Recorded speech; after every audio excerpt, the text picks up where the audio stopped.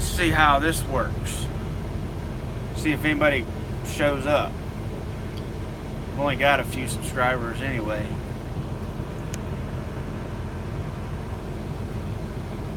So we'll see what happens.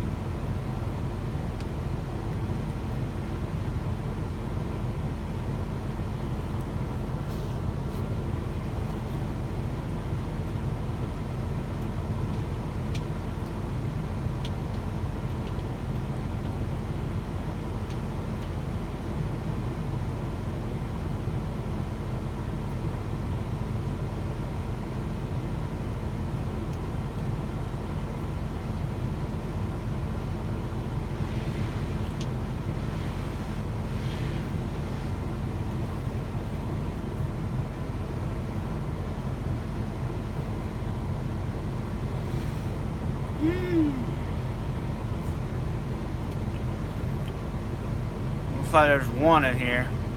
Who is it?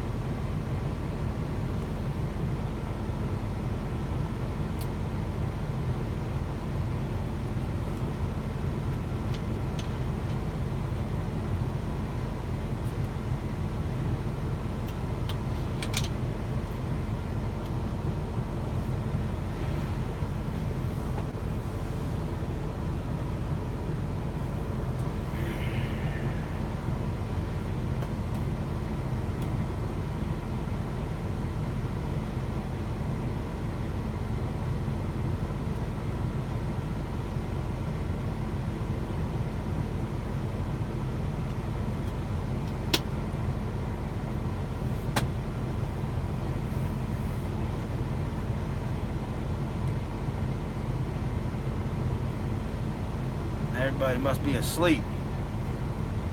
I don't blame you.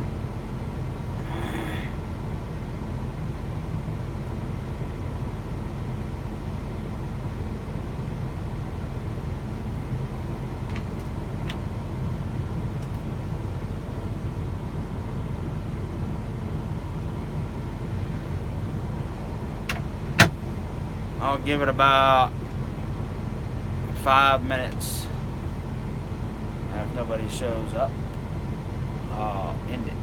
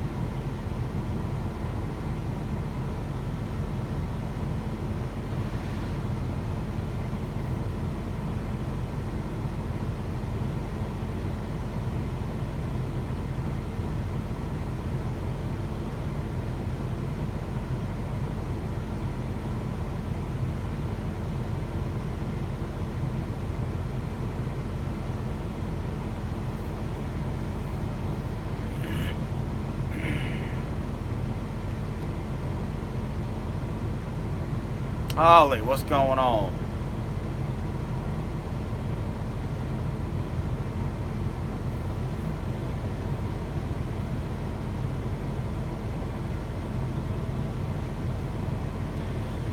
Holly, that's a great question. I don't know. Right now, it looks like there's about 4 inches on the ground. And if it freezes overnight, it's going to be interesting to see if they can get it done tomorrow.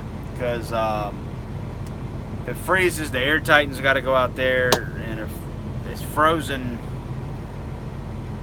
I don't see how, I don't know what the temperature is supposed to be tomorrow, so we'll find out. I know they're probably going to try everything they can to get it in.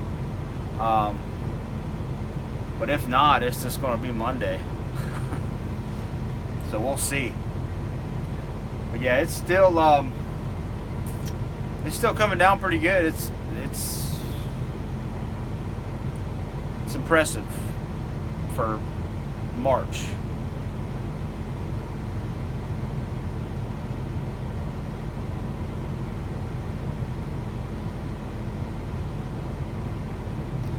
Holly, you follow Ron too, don't you?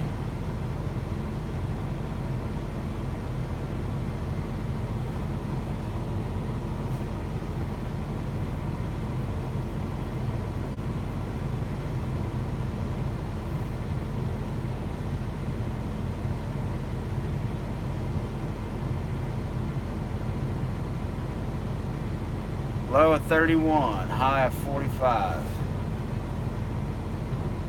Well,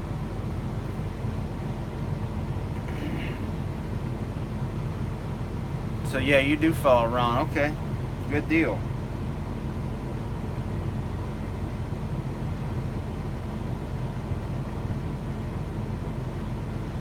You involved in the sport at all, or you just like to follow and see what's going on?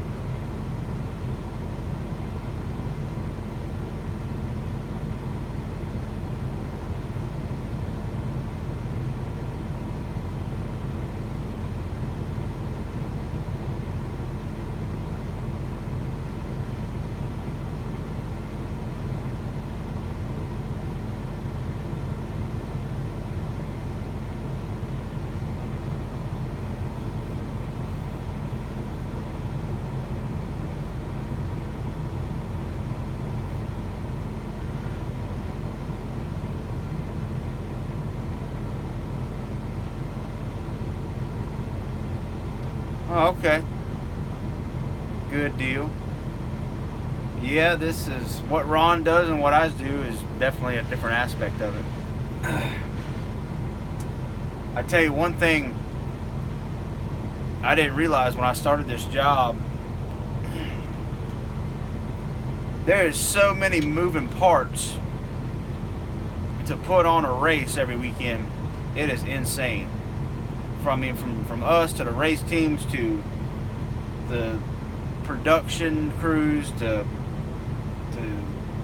NASCAR officials to everything that goes on it's a big show, I'll tell you that. There's so many things. It's crazy.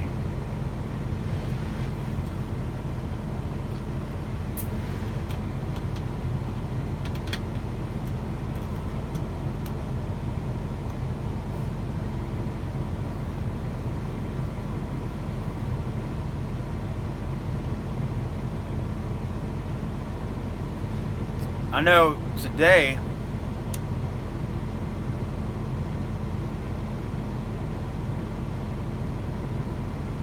yeah, Holly, it's interesting. I tell you, you're watching on TV, all you see is the race. But all the people that are involved that make the race happen every weekend, it's impressive. A lot of stuff. I know when we went in there earlier to unload and stuff, it was already snowing, and it didn't take long to get soaking wet. That snow was melting and turning into water, and it got miserable real quick. Cold.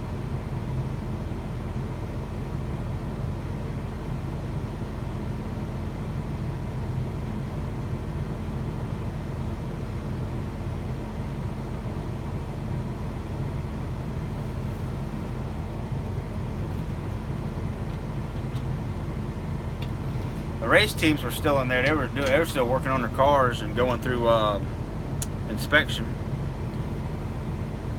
So they were still in there with us.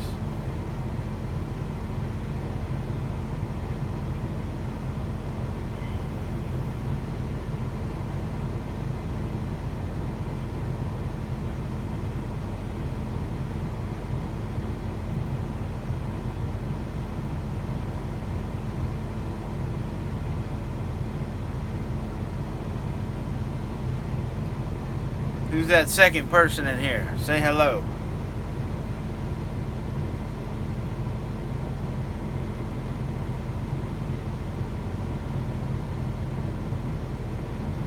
Yeah? What's going on, Alex? Yeah, Holly.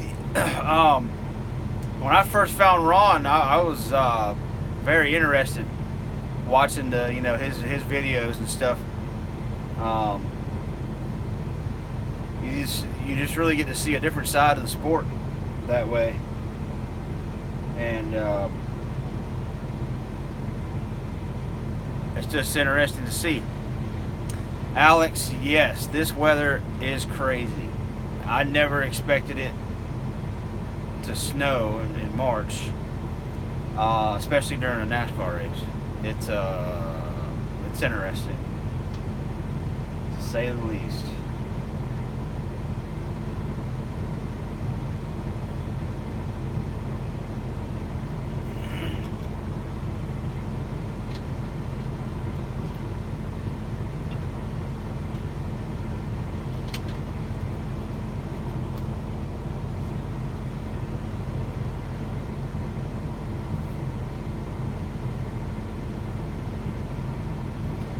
I know I talked to Ron in Phoenix.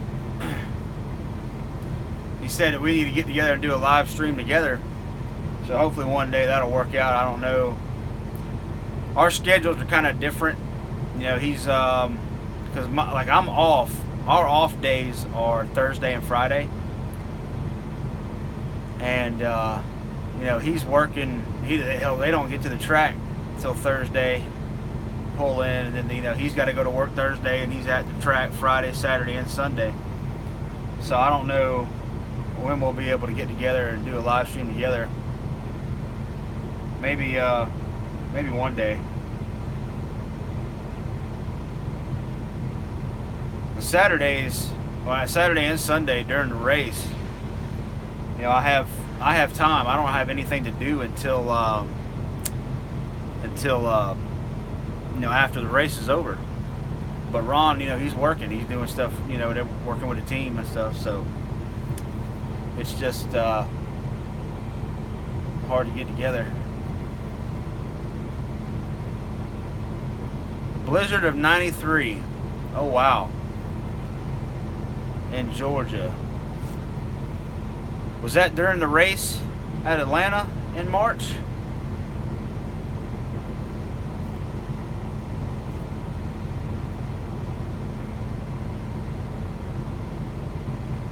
Alex, where are you at? Are you in Texas? Start a tornado season. That ain't nothing to play with.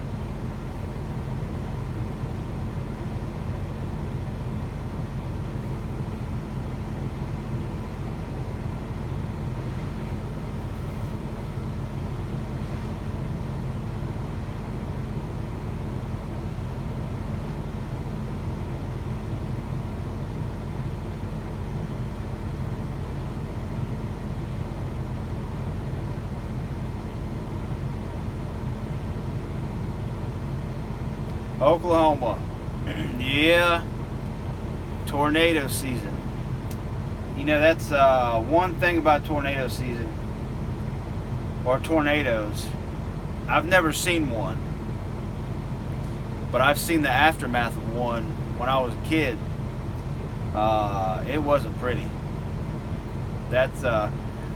Tornadoes are one thing I would never want to mess with. No, sir. I've dealt with a lot of hurricanes over the years, but not no tornado. I've had tornadoes come near my house in the past year or so. I think the closest was probably about 10 miles, one ripped through. And tore up some buildings and stuff. But I don't care to see it.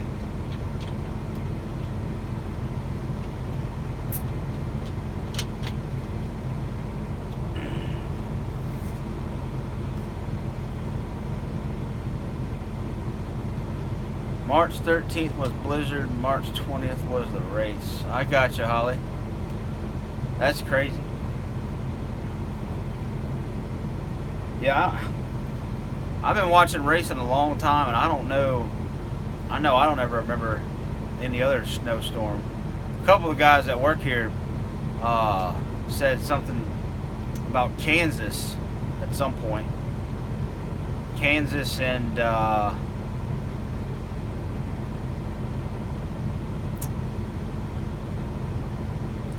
Bristol. I don't know when it was, but they said it was snowing at some point then. But no, my feet got wet tonight.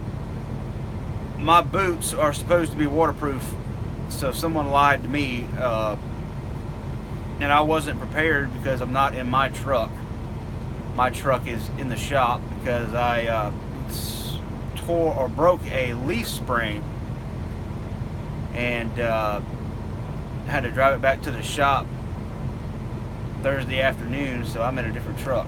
So I ain't got nothing. I ain't got no marine jacket, my other marine boots, all that stuff. It's just, no.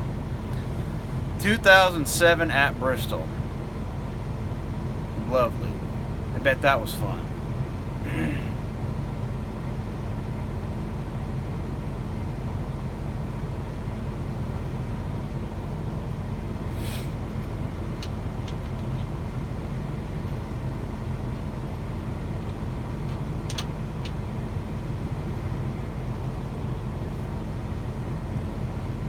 Fun thing, well, tomorrow, I don't know about the fun thing, but the cup race is supposed to start at 2 if they get it going.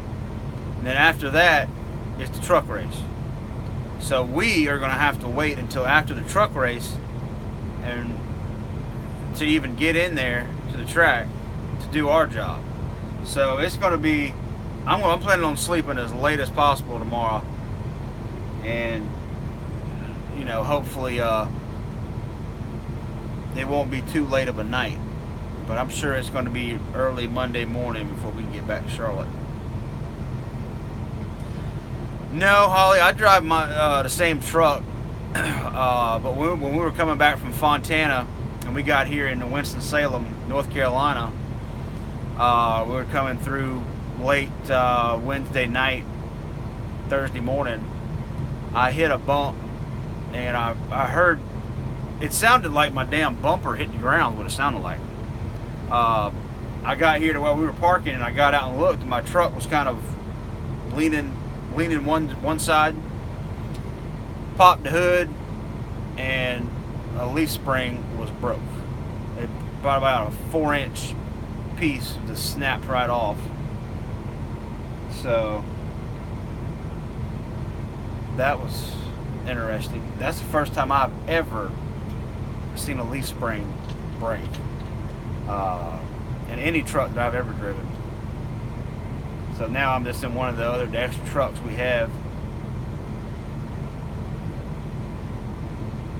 It's a newer truck that I'm in though, so that's good. Yeah, it's hard to break a leaf spring. I mean, they're you know, they're pretty sturdy, and to break one,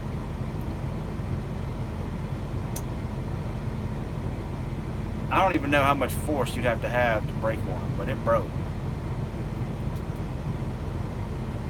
I know the truck, my truck is a 2006, so I mean, I'm sure it's an older, you know, probably that leaf spring's probably been in there since 06, so, you know, I'm sure it's had a lot of stress on it, so. Yeah, I tell you what, Louisiana, their roads all the way across 20 in Louisiana, their roads are just crap. I mean, constantly just jarring side to side, up and down. It's ridiculous what it is. So I'm surprised I didn't break something then. Luckily it happened 30 minutes from Martinsville, so that was a good thing, because it could have happened across the country in California or New Mexico.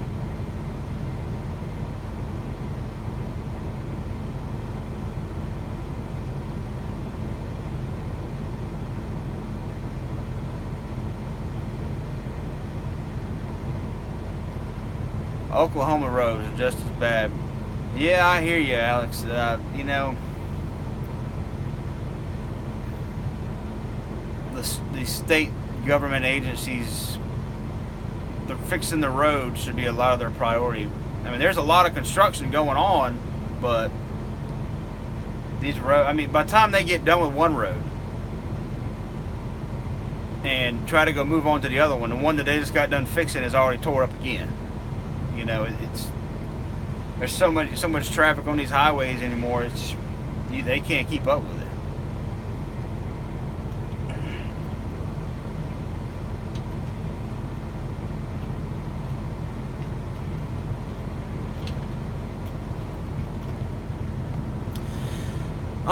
So Holly, when we are outside of driving distance from the shop, we'll stay in a hotel. So we stayed in a hotel, Las Vegas, Phoenix, Fontana. And then, you know, when we're close, we go home after we unload on a Wednesday, and then stay home Thursday, Friday, and then we'll catch we have a bus that we catch back up to the track on Saturday mornings. But like tonight, we are close, but because we work tonight and we got to work tomorrow, we're staying in the trucks tonight, and we'll drive back to the shop tomorrow. But it all depends. Sometimes on a Saturday, say we're leaving Sunday night after the race, we'll stay in our trucks Saturday night after we get done setting up for Cup after the Xfinity race. So we'll stay in our trucks on a Saturday night sometimes. It all depends on the scheduling. So it's kind of just depends.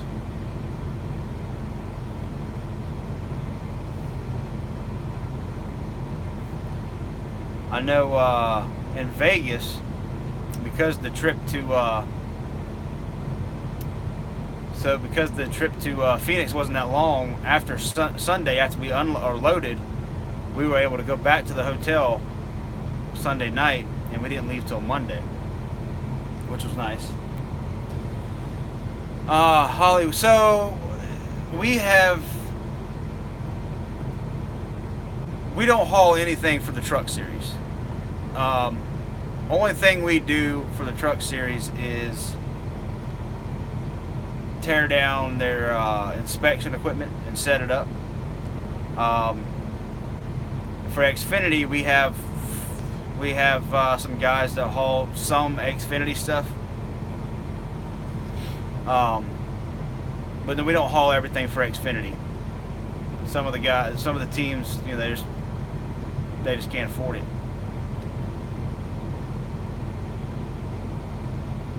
But we do just about everything for Cup. No, Holly, that's fine. Ask away. I mean, this is new to me, and if I don't have a topic to talk about, y'all asking questions is a good thing. Unless I have a topic to talk about, which I don't right now. I mean, you know, I'm just shooting the shit, really. Something to do before I go to bed tonight. So, yeah, you can ask all the questions you want. I know when Ron first started live streaming, I asked him all kind of questions. He was probably aggravated, but a lot of people were asking questions, and you know, and a lot of people still do. I know Ron's channel, at the beginning of the year, he had like, or the beginning or the middle of last year, he had like 500 subscribers, and it like doubled by the end of the year. And I think that was mostly because of doing live streams. Favorite track to go to? I tell you what, Rothos. I don't really know. this is my first year doing this, so I've only been to the tracks that we've had to race at this year. I thought Vegas was pretty cool. I've never been to Vegas, so that was fun. It's a nice track. I like the short tracks like Martinsville and Bristol, but it's kind of a pain in the butt too with our job. So what are my thoughts on the new rules? What rules are you talking about? I know. So we got the air gun rule. I find that interesting. I mean, I think it's a good thing that it's all on a level playing field. You know,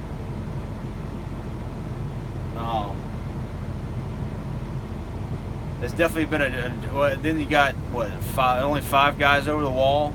Yeah, one less over the wall. So I've kind of watched some pit stops, and it's been interesting to see how they've changed it up and how they do things. It's a little bit more work for them, but that's part of the job. Plus, NASCAR they got to do that because keep it interesting.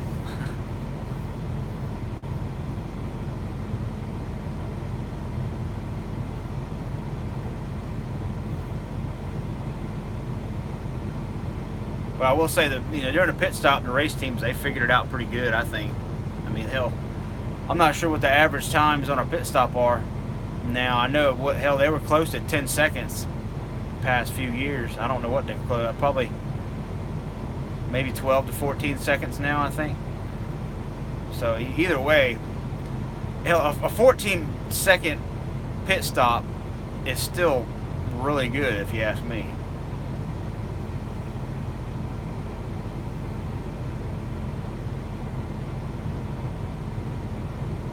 I know back in the day, hell, they'd be in there for a minute or two,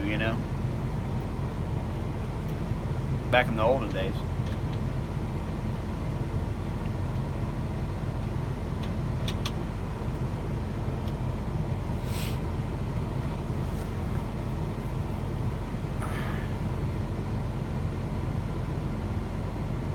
My least favorite track so far.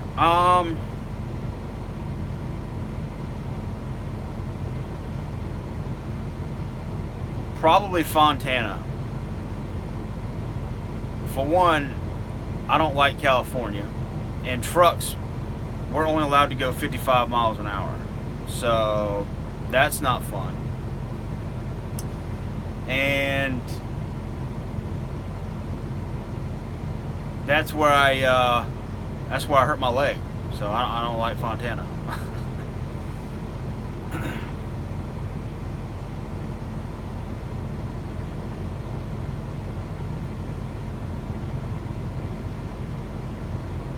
Yeah, Jake, there's quite about 4 inches of it going on right now. It's blanketed up pretty good. Blanketed up pretty good. I can look at this parking lot and see what it's looking like. Who knows what the track's looking like? Alex, I hear you, man. I don't. That Fontana race, that was my first trip to California. I could care less to go back, to be honest with you. There's a lot of smog. I think that's the right word. Smog, yeah. There's a lot of that out there. Hazy.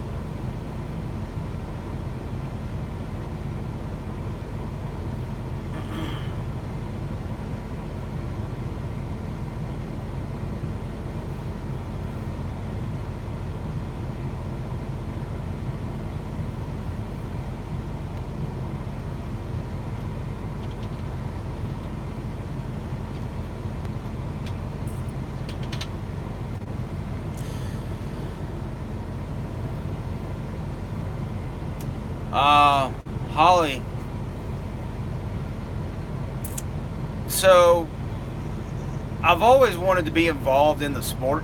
I think NASCAR is a cool sport.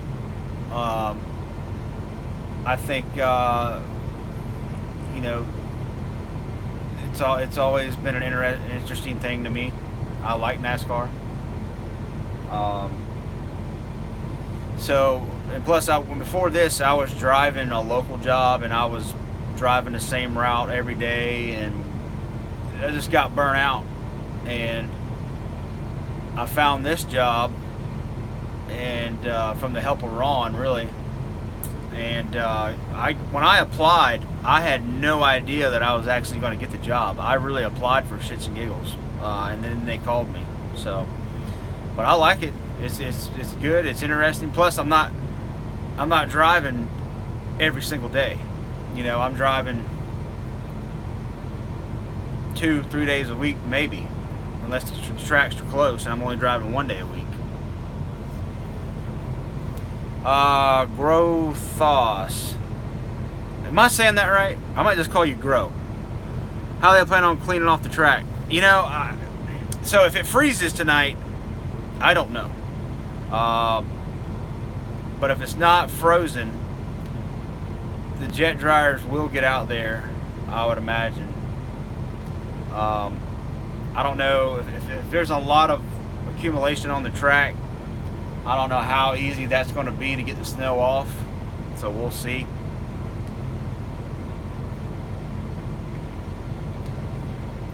Jake, I don't know, man. We haven't heard anything about the plans tomorrow, and we probably won't find out anything until probably midday tomorrow morning at the earliest.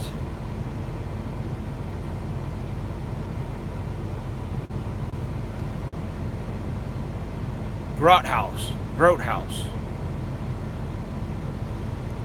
Yeah, Jake, it's supposed to be the cup race and then the truck race. That's the plan. But we'll see. It's probably going to be a late night. Let's say that.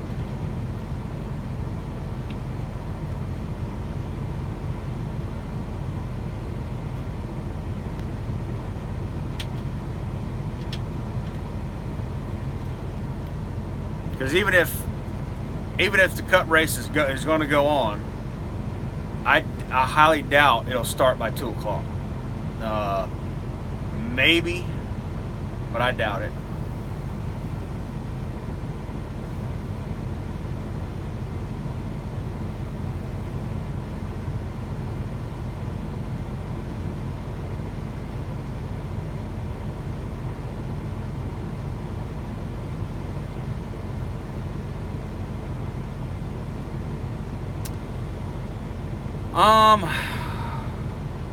Possibly.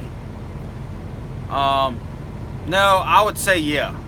I would say they would give the race teams, the cup haulers, enough time to get out of there before the truck race starts. Because the truck haulers, they're parked outside. They can't even park in the track.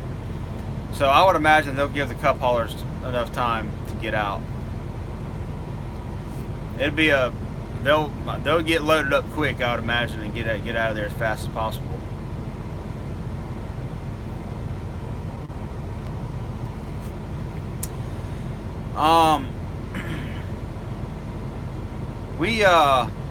So with the pit boxes, basically what we did tonight is the truck series guys put their stuff kind of back behind the pit boxes, and we put the cup pit boxes in the pit boxes where they're going to be where their pit stops are going to be. So they're already set up for tomorrow, and all the race teams just got to come in and do their deal.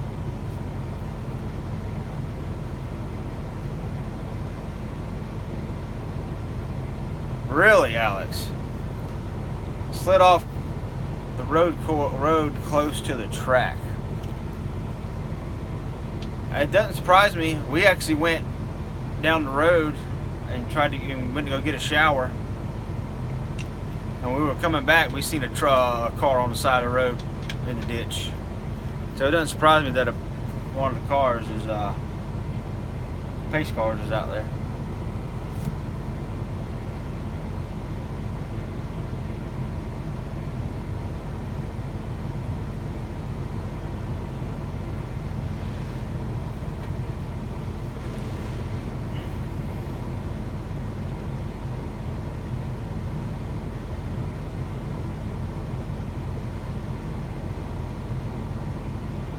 We got people out here in the parking lot doing donuts in the snow.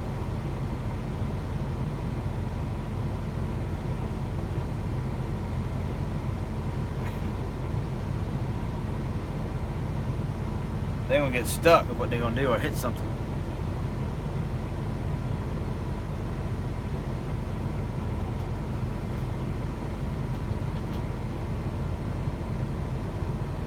As long as they don't hit my truck, I'm all right.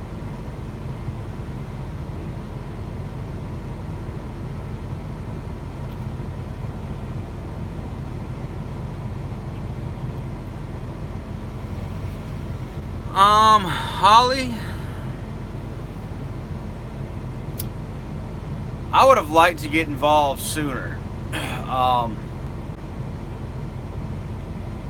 glad I got started now. But I would have liked to got started sooner. But you know, this is, like I was saying, this is something because so behind the scenes. I never knew this company existed. You know, so I think I found it at the right time.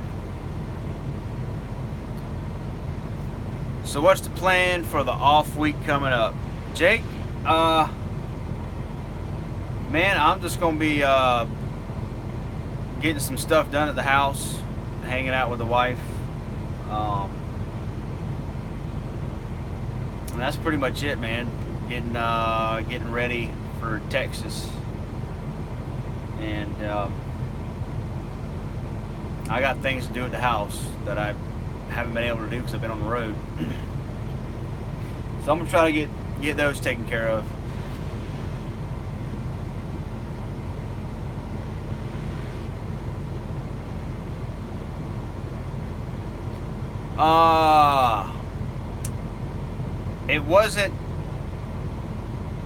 It was. So she wanted me to take the job because she knew I would enjoy it, but at the same time, she wasn't happy that I was going to be gone because the longest stretch we got this year is about 8 weeks. We'll be gone. So, you know, she's not happy about that, but at the same time, she wanted me to have this job, and she felt like she couldn't say no, basically. But yeah, she wasn't fond of it when I first told her about it. But we make it work. Yes, Holly, she is very supportive. I am lucky.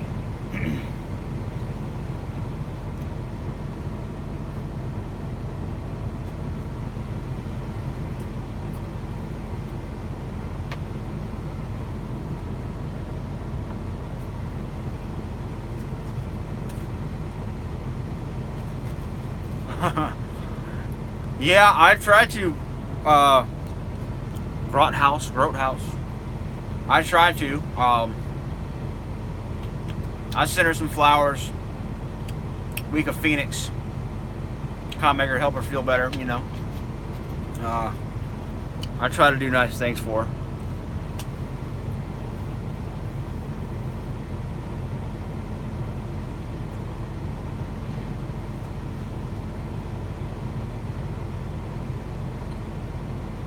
Man, we've only been here for 40 minutes? Damn. Time flies when you're having fun, I guess, huh?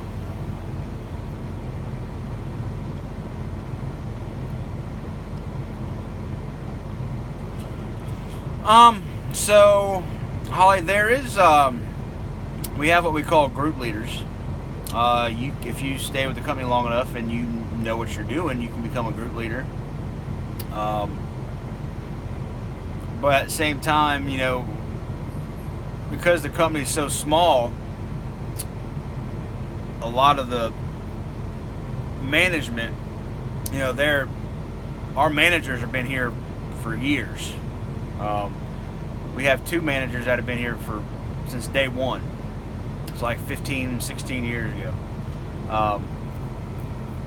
But I don't know. If something ever came up, maybe I would be interested in it if I'm with this for a few years. Then again, I might not want the headache, so I might just stay where I'm at. It all depends. And then there's also, it could be opportunities for actually working for NASCAR or working for a race team.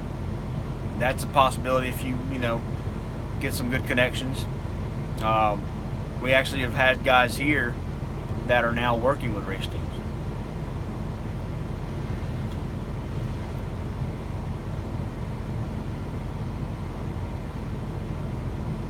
So I've been told anyway. I lie. I did meet one guy.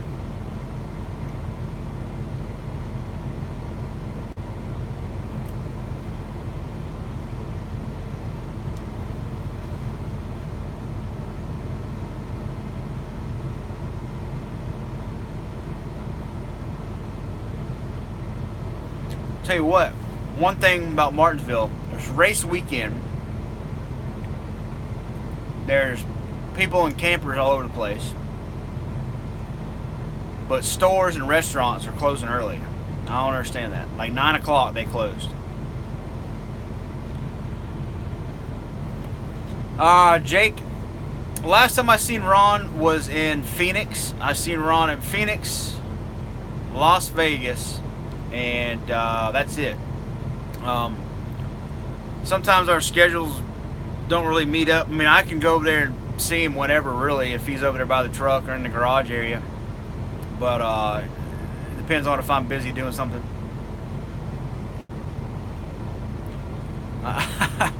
Alex, yeah, I mean, I'm not saying that would happen, no. But, you never know. Anything can happen. But I will say this, one thing that does kind of suck about a race hauler is once they're done with a race and they're loaded, they've got to drive all the way back to the shop to Charlotte or the Charlotte area. With us, we don't have to do that. We just go from one track to another unless we're close to Charlotte. So that can get aggravating. And then, teaming, when you team with another driver, you have to trust that driver. And I know Ron and Curtis, they trust each other. They've been doing it for a while, I believe. But that, when you're going to sleep, say I'm sleeping, and other guy's driving, I got to make sure that I trust him not to crash this truck and throw me through the windshield and himself. So you definitely got to be able to trust the guy.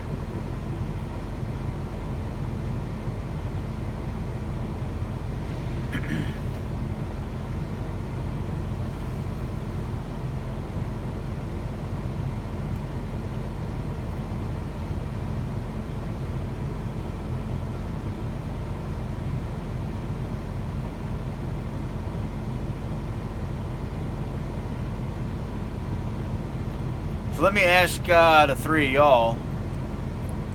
Devin was in here earlier, and he was saying something about wanting to know if I was going to do live streams while driving. Would y'all be interested in watching that or no? Jake, I am a solo driver. Here, most of us are solo drivers except for the guys that haul the tires. Because they have to go back to the shop to get tires for the next race. They team back and forth. But me, or most of us, are just solo drivers.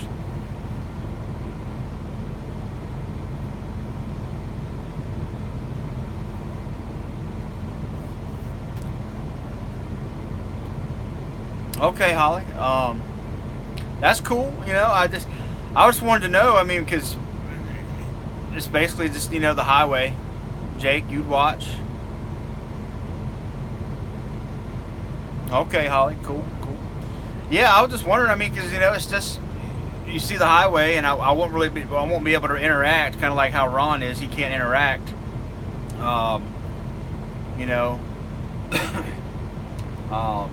But yeah, I might do that. I know I'm definitely going to try to go live during when I'm pulling in the track, pulling in or pulling out, or both, or either one, or something like that.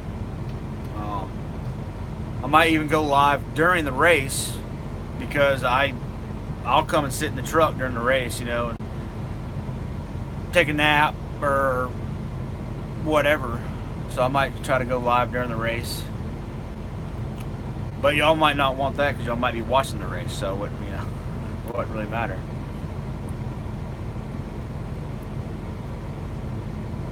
I got you, Holly. Yeah, that makes sense. That makes sense. I got a bunch of, I got my GoPro with me, and I've got a bunch of road footage from my GoPro, but for some reason, I'm having a hard time trying to download it to put it on YouTube. I don't know. And plus I haven't really had the time to mess with it. I enjoy around the tracks for sure. I'm a little too busy to watch all the highway miles, but I'm not busy. I'll watch it all. I hear you, Grouthouse. I hear you. There's been several asking Ron for like yeah, Holly. Ron is not able to do that during the race. So Ron is on the team, and he is on pit road, and Ron gets fuel during the race. He gets fuel during the race, and he also I believe he does something with tires. I don't want to say too much about that, because that's Ron's deal, so I don't want to step on any toes or anything, but I know he's involved on pit road during the race. So yeah, he can't be doing that.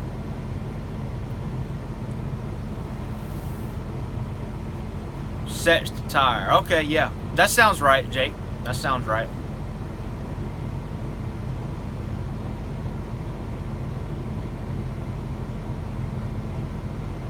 There you go, Holly. Yeah, so a lot of the times, so after the Xfinity race on Saturday, we pull in the track and park in the Xfinity garage after the Xfinity haulers leave.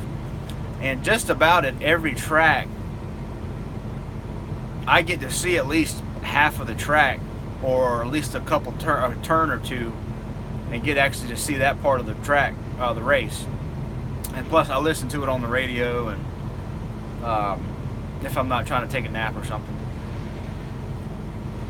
But I do go out on pit road during the race sometimes if we're close and I don't have to go to sleep or anything. I'll go out on pit road and watch, you know, and watch the race, or watch some pit stops or whatever. Just kind of hang out, you know. Like, so Martinsville, tomorrow I won't be able to do that because we're not in the track. We won't be in the track until the race is over and the cup haulers are out and the trucks are done and all that stuff. So we'll be sitting here in the truck down the road. But at most of the, you know, the bigger tracks, you know, we can get in there and park during the race or the night before the race.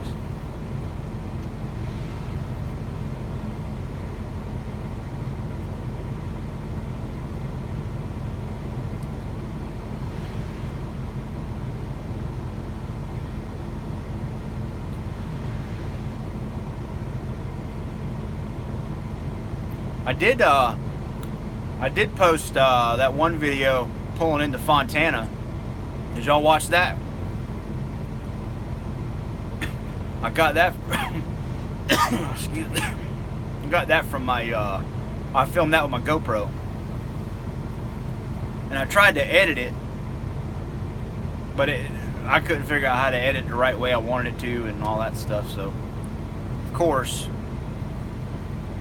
So I just posted it up anyway.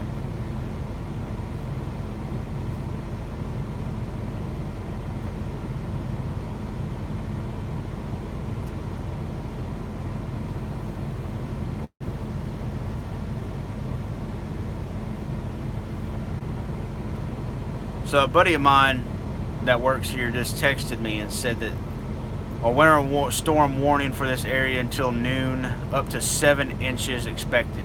Get out of here. That is insane, dude. They were calling for like 4.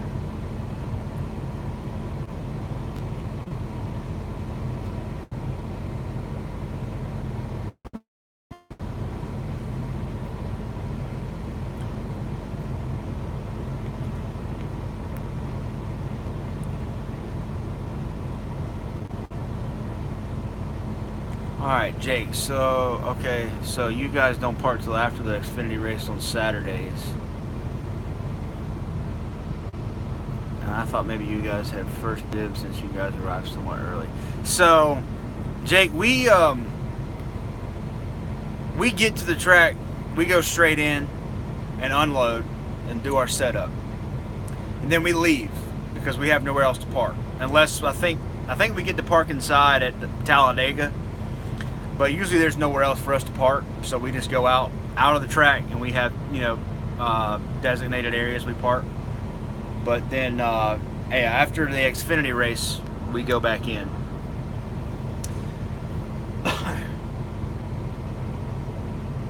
It's been a great video to keep on your channel.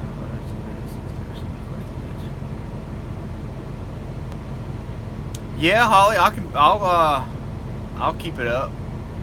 I think the other one from earlier today got deleted, I think. I was messing around with it, and I think I deleted it on accident.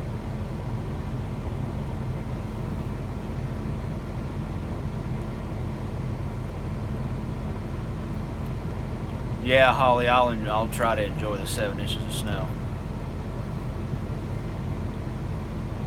To go mingle with fans in the Midway. What's the Midway?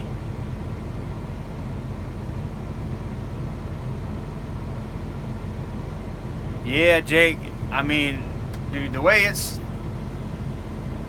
still snowing, and the way they're talking, the way my buddy just texted me that, it damn well could be a Monday race.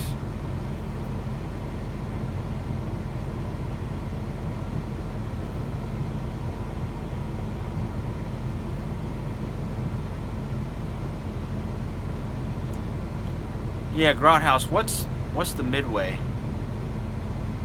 Alex, the E-logs.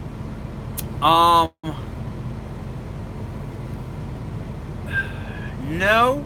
I'll tell you, so we have tablets that we're using for the E-logs, and for some reason the one in this truck will not charge. It won't stay charged.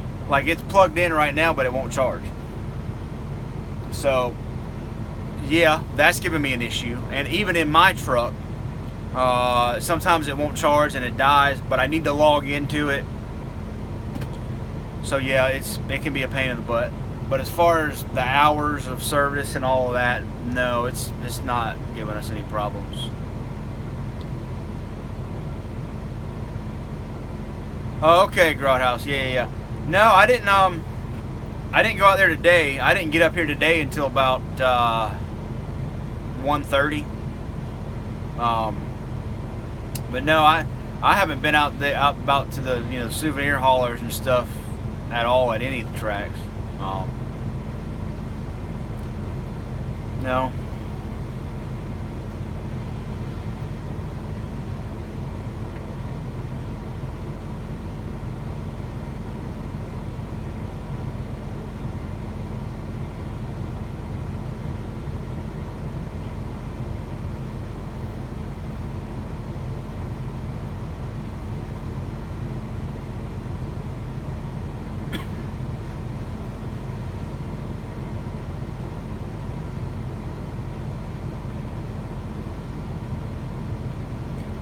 Yeah, Holly, I've heard Ron a couple times. I've been missing a lot of his videos just because I'm doing what I'm doing and he's doing what he's doing. But yeah, I'm sure it is giving Ron a fit. Especially, you know, he's been running paper logs for so long, and a lot of these guys here, you know, that I saw they did was run paper, and now they got to run these electronic logs, and so it's all new to a lot of people. Curtis may have cut the cord. I do not doubt it.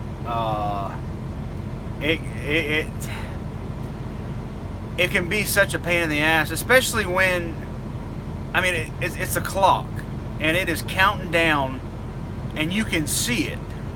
You can see the clock counting down, and it's telling you when you gotta stop. You know, we're already in a hurry and a rush enough as it is, you know, to get the job done, you know, every weekend. So having a clock scream at you, telling you got to do this, you can drive now, you got to drive now, you got to stop now. Yeah. I don't blame Curtis for wanting to cut the cord on it, or Ron.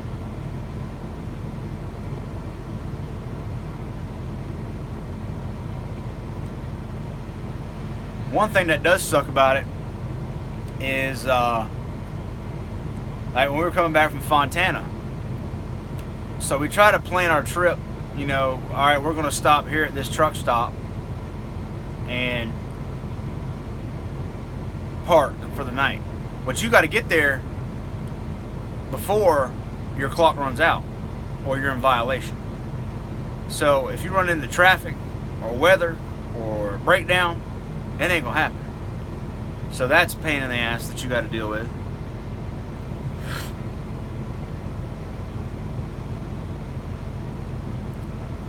Yeah, Holly, so we plan our trips based on our hours and how many miles average we can get a day.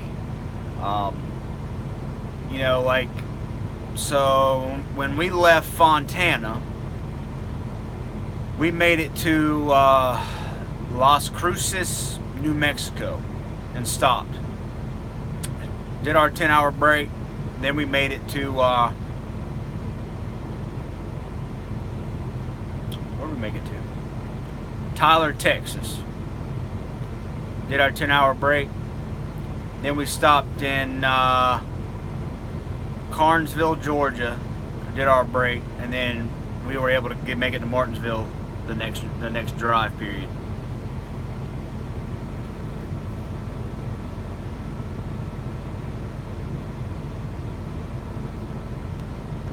So Jake,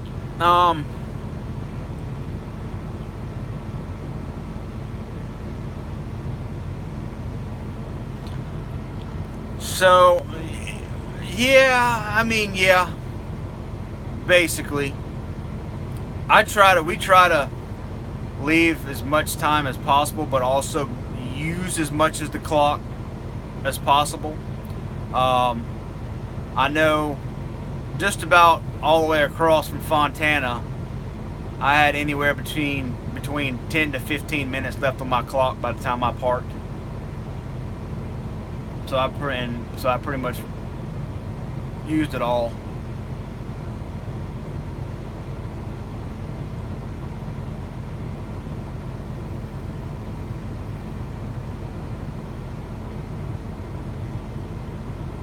The problem with the e-log system is not the e-log itself.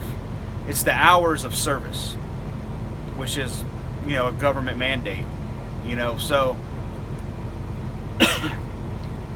we're allowed to work a 14-hour workday, but only allowed to drive 11 hours of that 14.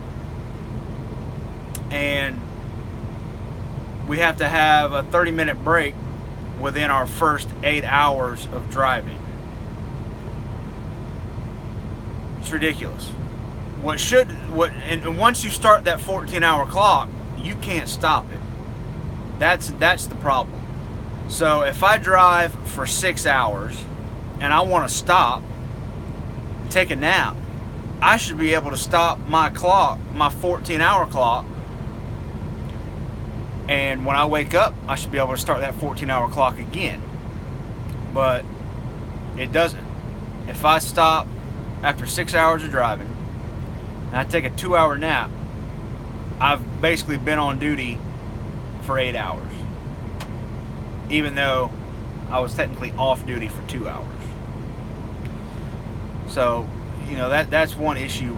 The biggest issue with these electronic logs is it's not the electronic log itself, it's just the hours of service.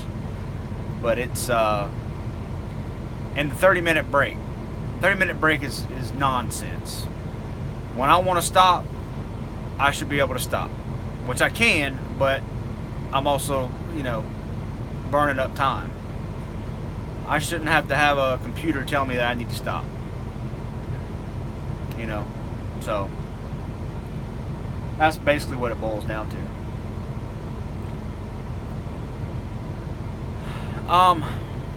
Holly, I do prefer paper logs over e-logs, but I'm not trying to get in trouble here. If anybody with some serious authority ever watches this, I don't. But with paper logs, you can fudge a little bit and add an hour here or there, or you can run 2 logs. I know people that have done that. I've never done that, but people can do that. And that's basically why e-logs have come about, is because people have been running 2 logs, 3 logs, adding hours, not keeping track of the right time for years, And that's how a lot of these freight hauling truck drivers that move our products every single day, that's how they make their money. If they can work 18 hours and drive for 14 of those hours, they can make a lot more miles than they can on e-logs. Make more money.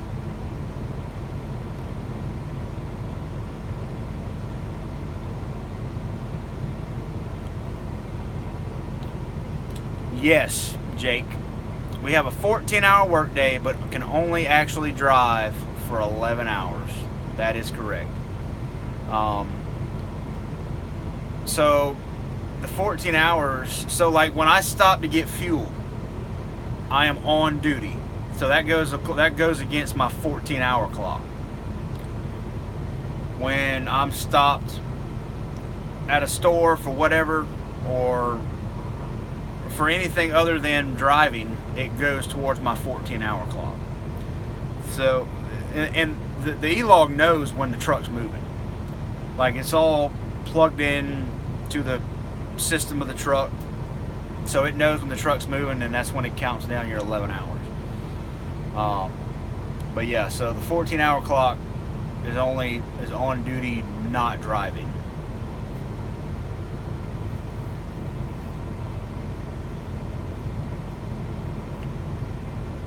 So, a pre-trip and a post-trip, fuel, stop at a store, stop at a rest area, that's all on duty, not driving. And that counts against your 14-hour clock.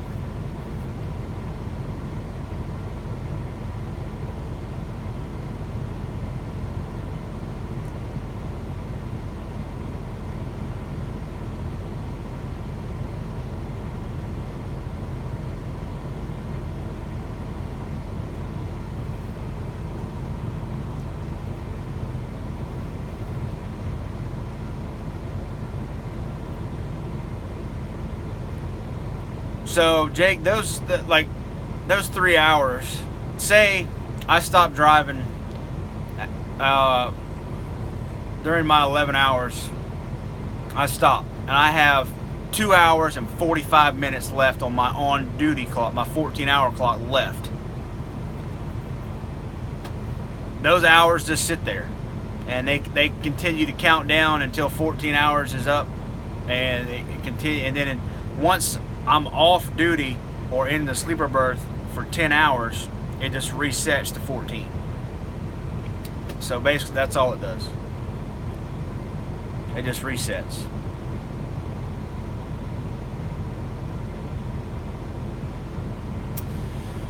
Holly, we have, I'm taking a guess. I'm going to say we have about 30, I know we have like 35 to 38 trucks, but maybe about 30 that are rolling all the time.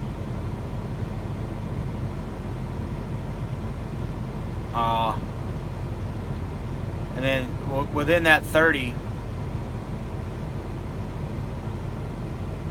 is the box guys. Hold on.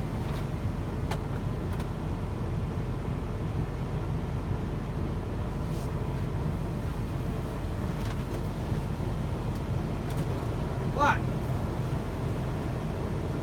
Jake's back. He went in the ditch. Is that his car in the truck? Huh? Is that his car in the truck? He's like, I made like 7 miles down the road. On the other side of that hill, it's coming down significantly worse than this.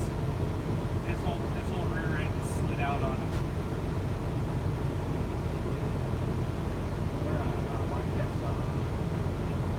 James made it. James is front wheel drive.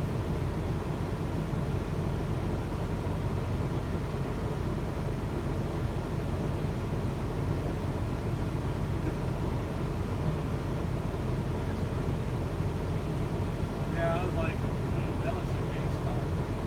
It's like Jake walking. We're gonna go see what it's about.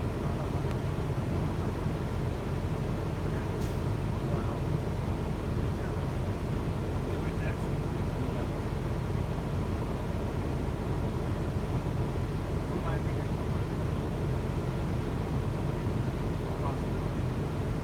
Shit, it's all gonna freeze.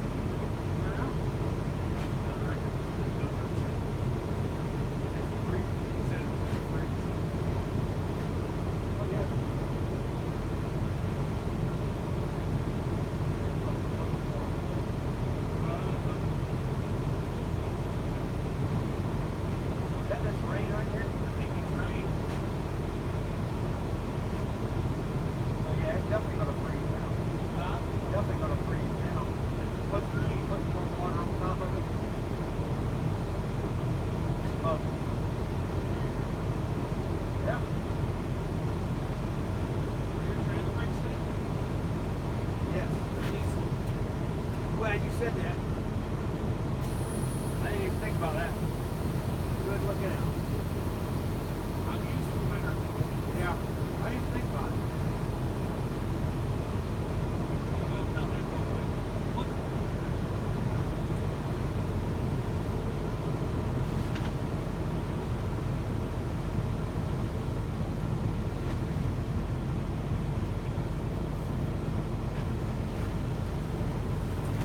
Oh, sorry, y'all. I was a buddy, another guy that works here. So,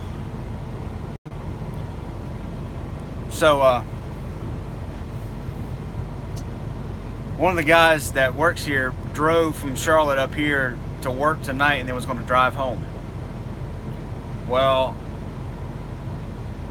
he made it about 7 miles and his car slid into the ditch. So, I seen the tow truck out here, but I didn't really put two and two together, but that was him and his car getting towed back up here. So he's coming back to the truck to sleep in the truck tonight. Oh, let's see what y'all got going on here. Holly, it doesn't sound good. I have a feeling Monday is going to be a long day. Yep. I'm saying wow to 35, 38 trucks. Yeah.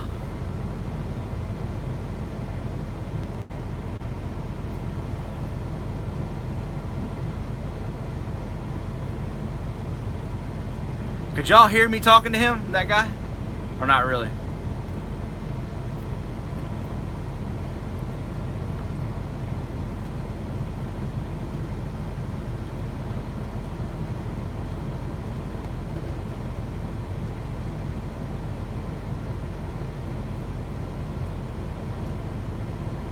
Yeah, we were talking about Jake sliding, and that it's probably going to freeze tonight, and everything's going to be frozen tomorrow.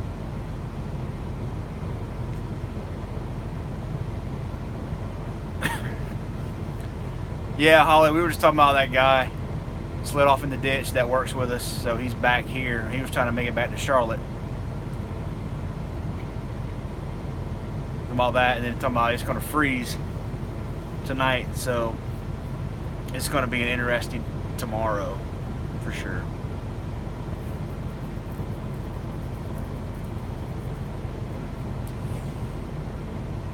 I never saw this coming, y'all. I really didn't. I never expected it to snow in March in Virginia and put a halt on a NASCAR race. I never saw that coming.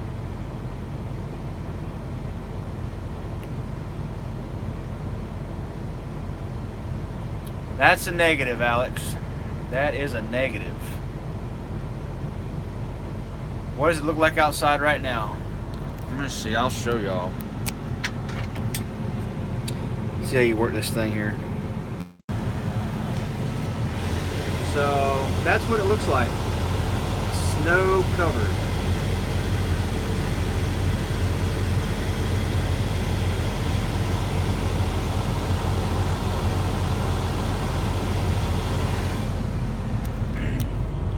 Yeah.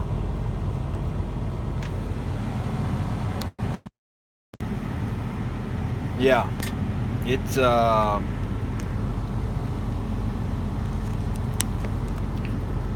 quite ridiculous.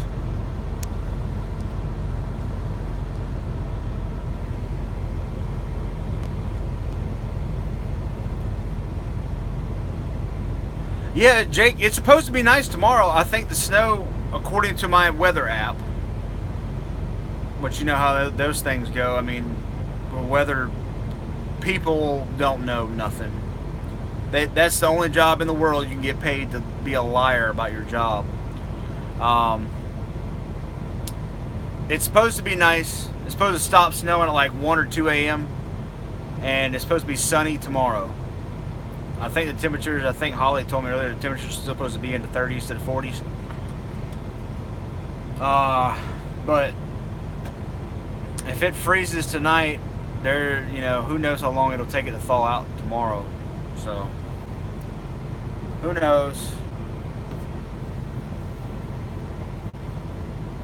That's the bad part about jobs outside. You are very a slave to the weather, unfortunately. Aaron Summers is being... How do you know that, Holly? But that, I mean, that sucks. That really sucks. I know that cystic fibrosis is a real hard thing to deal with. You're pretty much sick all the time, really. I hate that for him.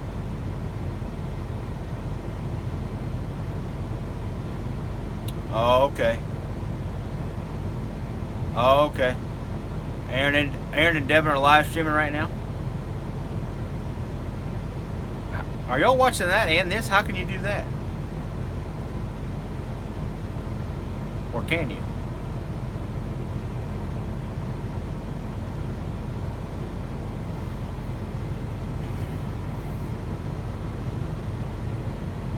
But yeah, that iPad, iPhone. I hear you, Holly. You got it going on over there, huh? But yeah, that sucks. I hate that. Cystic fibrosis is nothing to play around with.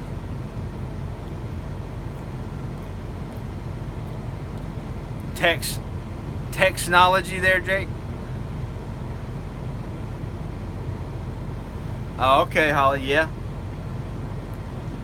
Gotta have more computers to work at home, I reckon, huh?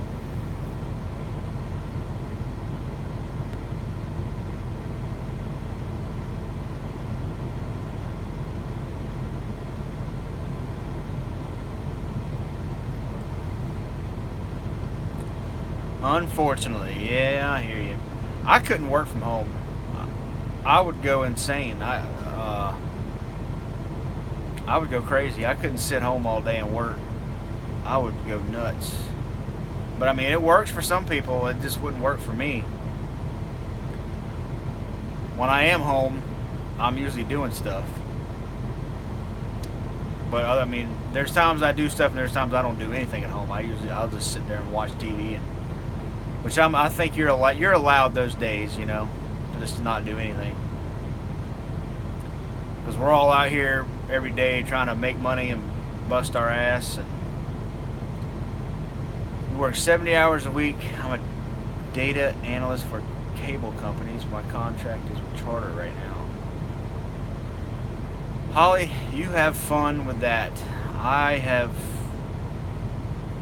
no desire for that. Charter. That's who I have. I have Charter.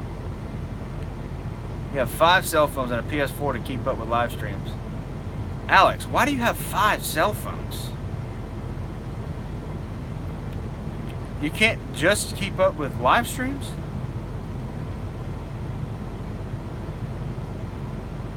Alex, you gotta be kidding, right? How do you pay for 5 cell phones? All I have is an iPhone, an iPad, and I have a laptop that's like 10 years old that barely works, and I barely use my iPad anymore. I just don't have the time, right, Jake? That's what I'm saying.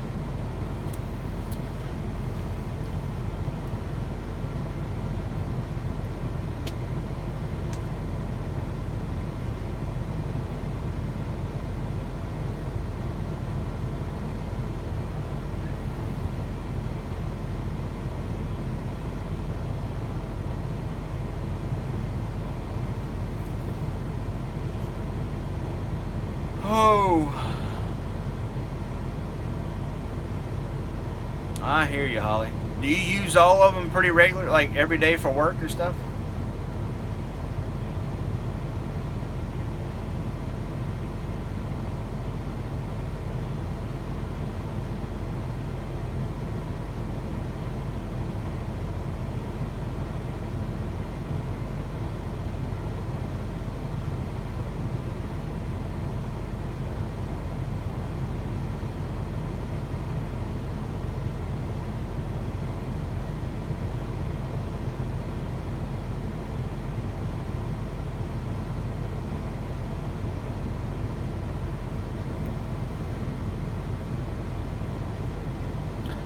Yeah, Jake, you know, one thing about laptops, anything, iPhones, iPads, technology moves so fast, it's damn near impossible to keep up with them because, you know, by the time you get a brand new iPhone or an iPad or a laptop, hell, within a couple of years, that whole system is old. You know, social media and film YouTube videos. Alex, what kind of YouTube videos do you make? iPad, iPhone, one laptop for keeping with everyone's live streams, and one laptop with 2 external models for work, 3 screens for work. Jesus, Holly, have at it. You no. Nope. I can't do it. More power to you.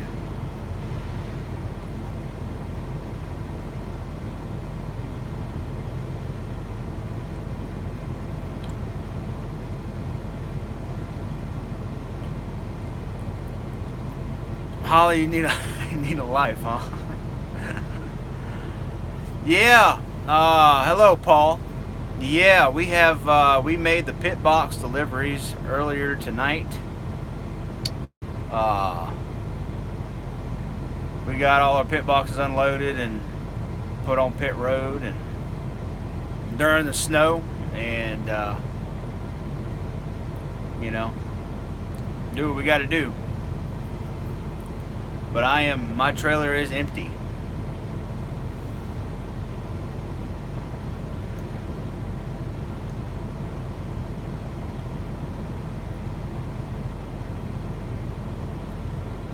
Paul, you're looking at it, man. We hang out in the trucks. During race day, well, you can hang out in the truck. You can go to the garage. You can go on pit road or do whatever. If we're parked in the track, but like tonight, we're sitting out. We're parked about a mile away from the track, and we're just all hanging out in the trucks, trying to stay warm, really. Jake, some of the guys do. I usually run with a couple guys. Some of the guys prefer to run by themselves. I prefer to stay together just in case something happens. But I would say probably most of us run together, at least 2 or 3 trucks together. But we do have a few that just like to run by themselves.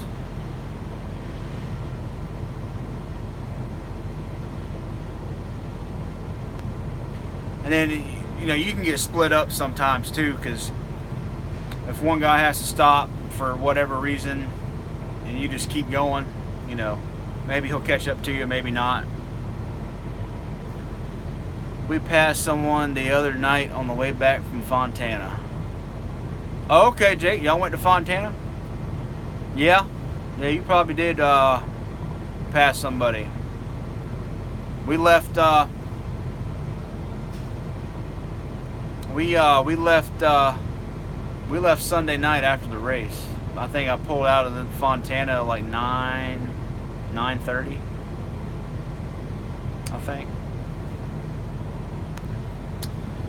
Paul, I have a wife. We don't have any kids yet, but I am married.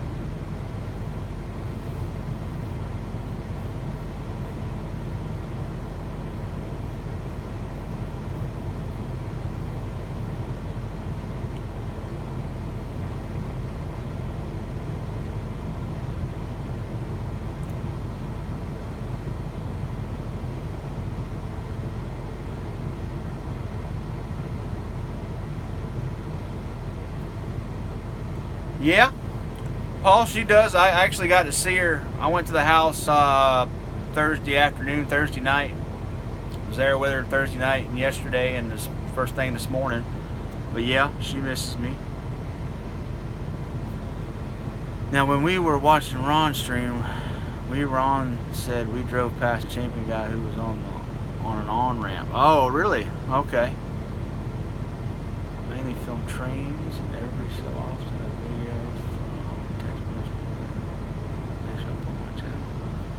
I got you, Alex. Cool deal. Paul, Lake Forest, California. Gotcha. I hear you. Let's see. Paul's from Lake Forest. Alex, or who was from Oklahoma? Jake or Alex? And then Holly, you said you're from Georgia. Me, I am. So I was born and raised, in Summerville, South Carolina, and I moved to Spartanburg, South Carolina, a couple years ago. Yeah, a couple years ago, me and my wife moved to Spartanburg.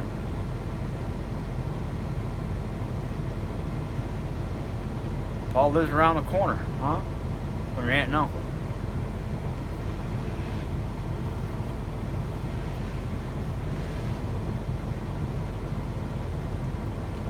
Jake, you live in New York. Alex, that's right, Alex. You're the one that used to live in California, live in Oklahoma, right? And Jake, New York. Yeah, no one wants to live in Asheville. Yeah, Paul, Asheville's pretty nice. I don't go up there too often, but it's pretty nice up there, you know. Alex from Oklahoma, Paul from California, Holly from Georgia, and Jake from New York. Yeah. That's right. Paul, you got that West Coast time out there, man. You know, hell, it's 8 o'clock over there. No, 7. No, 8 o'clock, 8:42 or 8:45, whatever it is. That time change messed me up.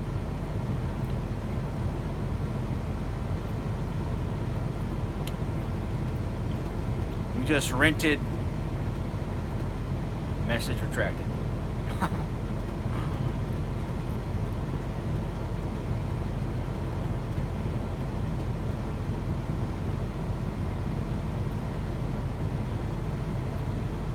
Yeah, that time messed me up about doing that West Coast swing. Going out there, I was staying up till like 3 a.m. Eastern time, so midnight local time there. And then I would sleep until like 12 o'clock local to our Eastern time, 9-10 o'clock local time, and then we left to come back over here and jumped up 3 hours. It had me all messed up. You just rented Sicario on DirecTV, and yeah, it's 545 Sicario. I live 30 minutes from the South Carolina border off 85. Really? So, hell, you're not far from Carnesville area, huh? That's what I like about Arizona. Don't have to change the clocks twice a year. Yeah, cause matter of fact, we were in Phoenix when the time changed, or the clocks changed, but not in Arizona. Why is that? Why does Arizona not recognize the daylight savings times? Banks crossings, commerce. Okay, Holly. Yeah, I know what you're talking about. I don't know about the Banks crossing, but I know commerce. Weather check, Paul. It's still snowing, my man, and it's about 5 inches on the ground probably.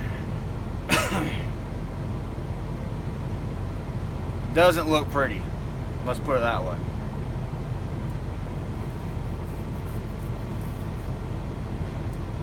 Doesn't look good. Yep.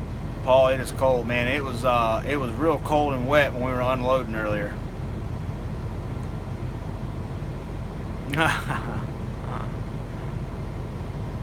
Yeah. Cold and wet, and my gloves got so soaking wet, and it was cold, that I was like, I'm done. I'm walking out of here. I'm done. But I kept working. It was miserable. It was pretty miserable.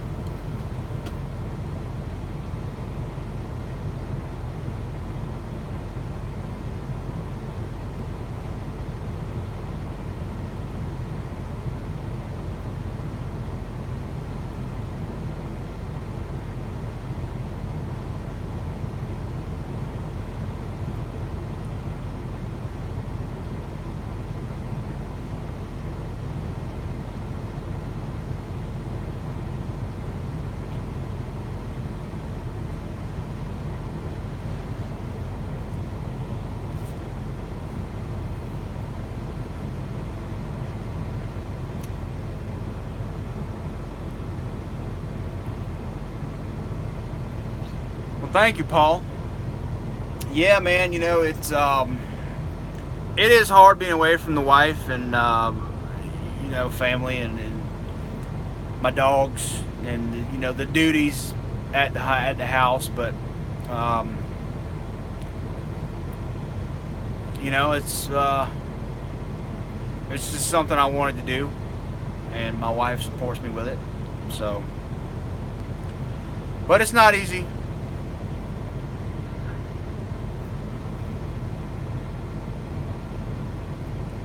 Alex, I'll tell you what, it's possible, man. You know, if I guarantee you, if they got some cameras down in that garage area watching some of these team guys, I bet you they will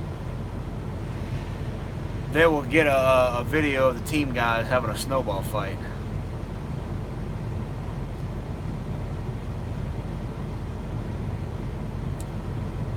That's right, Paul, man. You do what you love, and sometimes you gotta sacrifice some things for it, but you gotta do what you gotta do, you know.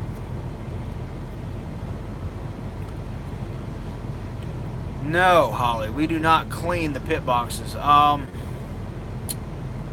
We don't clean them. Basically, all we do is try to take the best of care of them as we can. But these boxes, you know, and everything else that we move, you know, it's a wear and tear on them, you know, putting them on the truck, taking them off the truck, moving them around. Things tear up, things break sometimes, you know, but, you know, we get them fixed and, you know, keep on moving on.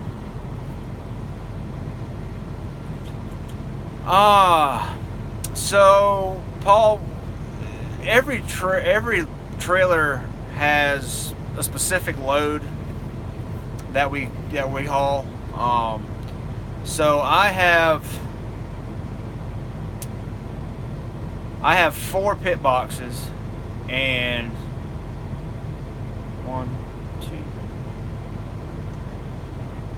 4 PRCs, which are pit road crash carts. So I have 4 pit boxes and 4 crash carts.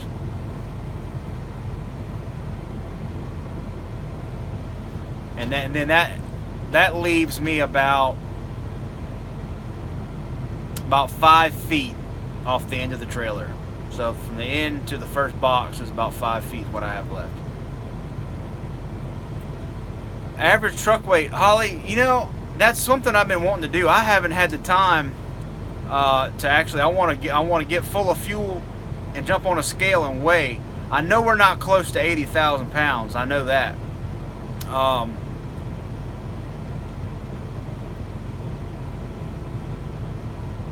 I would probably say we're in the low 70s.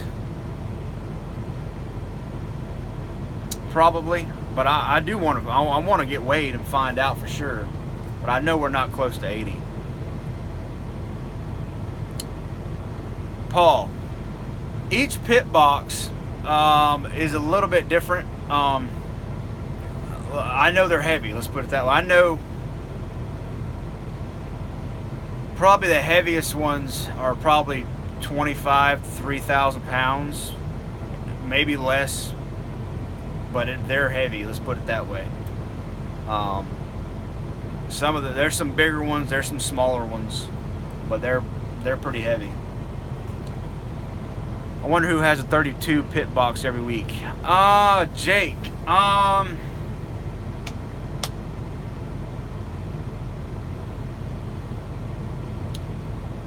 bottled the 32 pit box earlier. 32. I'm not sure who has the 32, to be honest with you. I know I don't.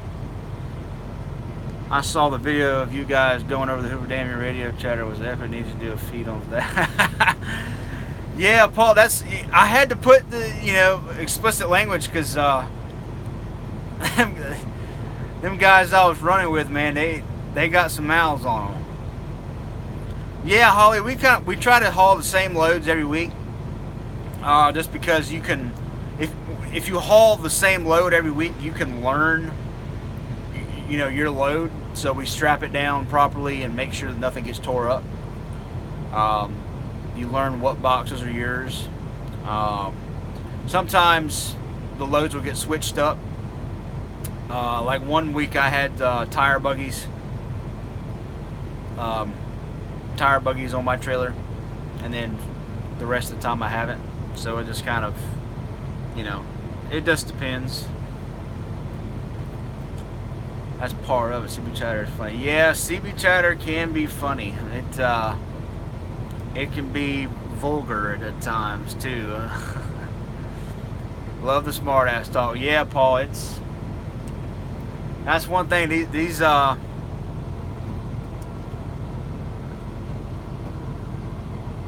These group of guys here.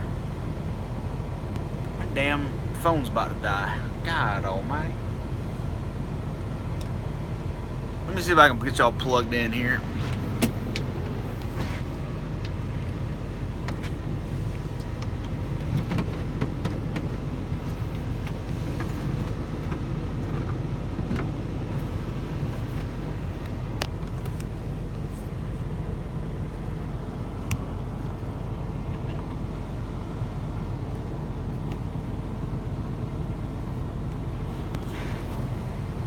I think my phone's plugged in now. Hopefully it charges. Let's see. CB chatter tonight got a little wild. Oh, on Ron's channel? Yeah. Yeah, the CB chatter can get funny, man. It's you get a bunch of guys together that have been on the road for a while, and it's crazy. I went to watch the movie now, so thank you for the stream and safe travel, man. Paul, I appreciate it, man. Have fun with the movie. And I appreciate the safe travels. Yeah, man. Hopefully the snow will get out of here so we can actually have some serious safe travels for sure.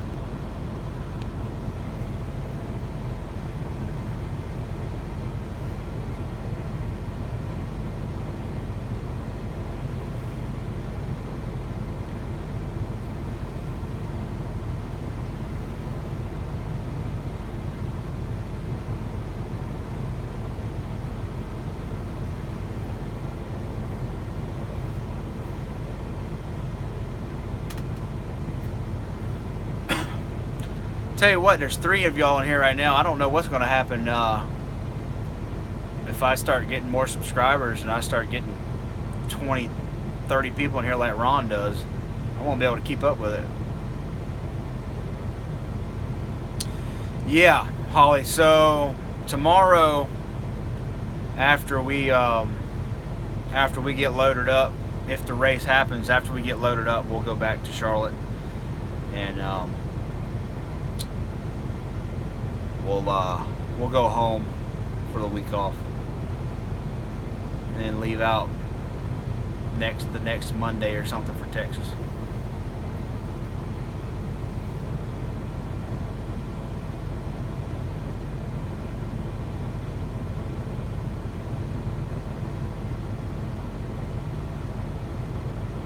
Yeah, Holly, I'm sure I will. I'm sure I will. Well, that's cool. That's fine with me. You know, I like answering the questions, you know. I answer them the best I can and what I can.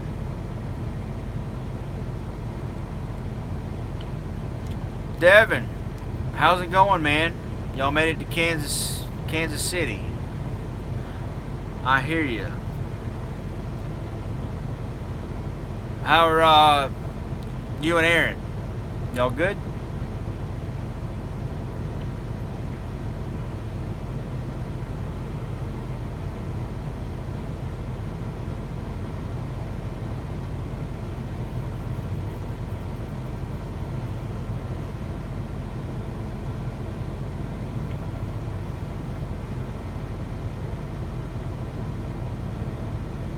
Yeah, Holly, yeah, I will for sure. There's a question I couldn't answer. I would say, yeah. No, I can't answer that.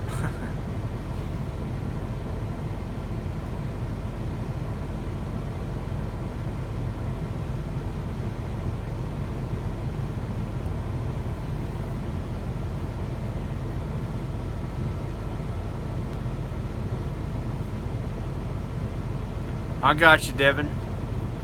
Well, I hope everything works out, man.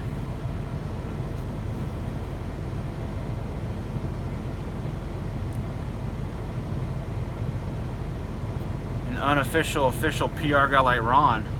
What? Does Ron really have an unofficial, official PR guy?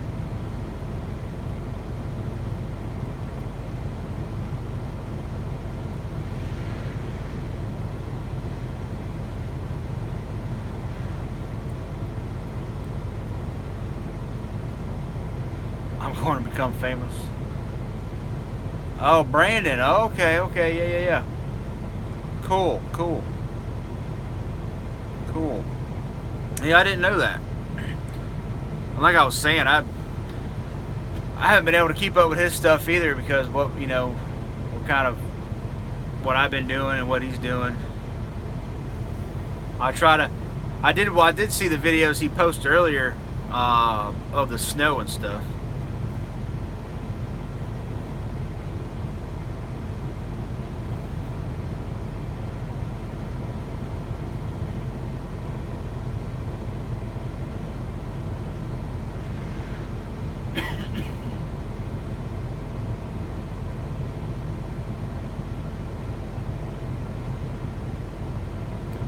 Really?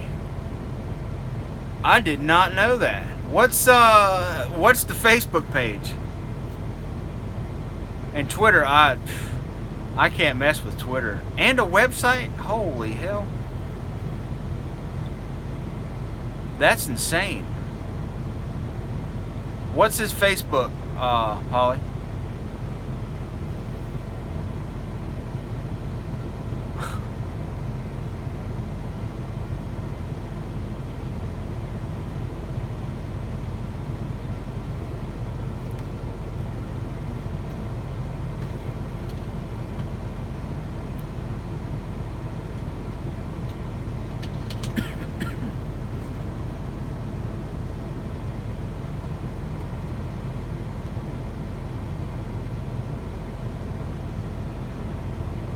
Oh, okay. Lefty Lucy Ready Tally.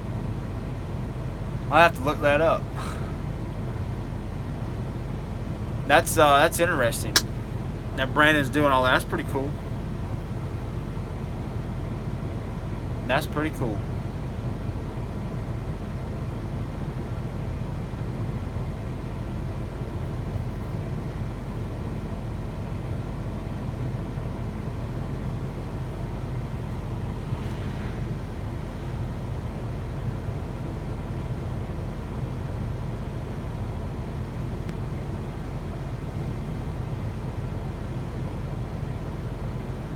Website looks great too. Man, that's crazy. I didn't know that. How long has Brandon been doing that?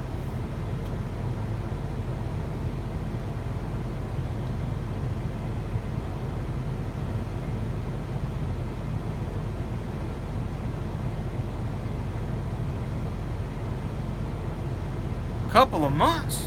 Damn. Yeah, I didn't know that. That's cool though.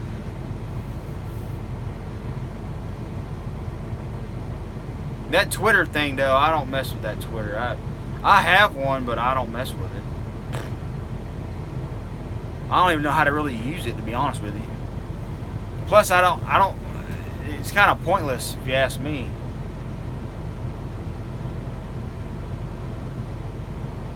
But that's just my opinion. I know a buddy of mine actually. He makes money. Big money off of that Twitter thing, and that's all he does.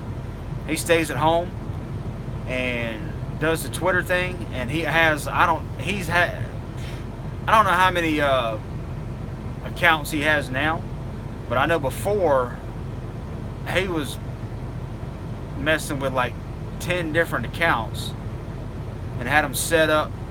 He would set it up to where it would automatically put out tweets, and he would manage all these accounts and make money off of them and all this stuff. It's crazy. Twitter's gotten to the point where every TV show, no matter what it is, a show, sports, anything and everything has a Twitter. Yeah, everything has a hashtag, man. Everything does have a hashtag, seems like. But I know on Twitter, that's how you can search for things. Like you put in that hashtag, and it'll bring up stuff, people that have hashtag pictures or something, or whatever. I think, right?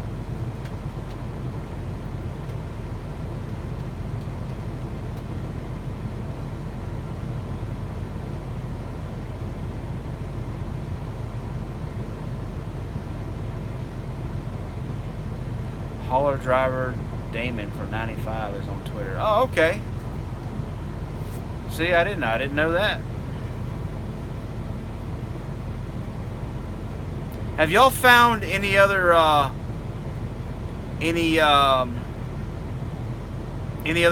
hauler drivers that have a YouTube or anything? I don't know of any other than Ron. Like the race is trending on Twitter every week. Yeah. I always see the NASCAR stuff, especially with some of the drivers and stuff posting on Twitter and hashtagging stuff and all that mess. We learned that when he sat in with Ron yesterday. Oh, okay, he sat with Ron yesterday. Okay, okay, cool deal. See, I didn't get to see all that.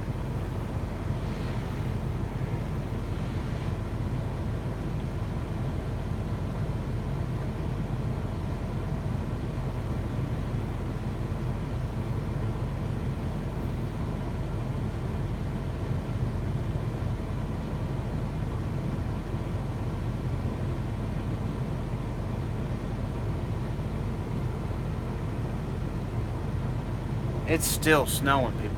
Daggone.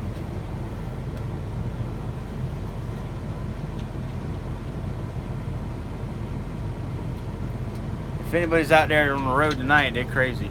Sometimes you should go back and watch the videos. Yeah, Holly, I need to. I tell you, here lately, I'll go on there and watch videos and I'll fall asleep in like 2 minutes. Brandon is fixing to join. Okay, cool deal.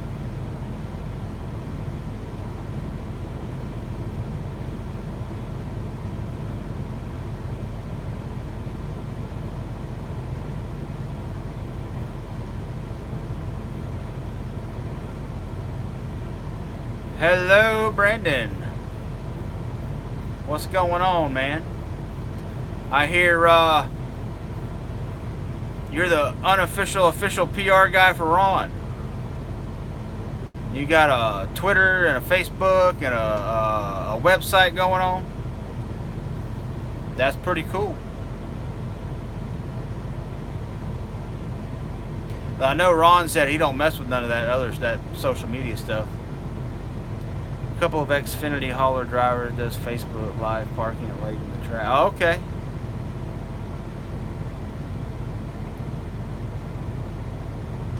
I got you, Holly. That's cool.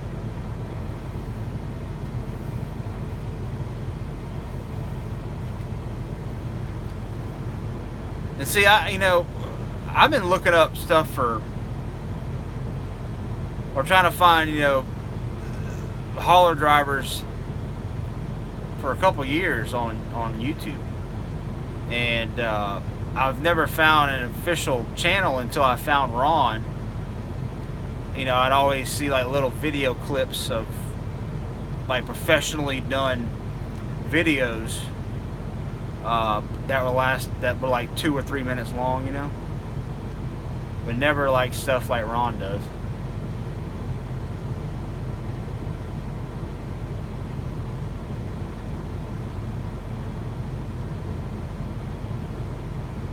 Brandon, I like it, man.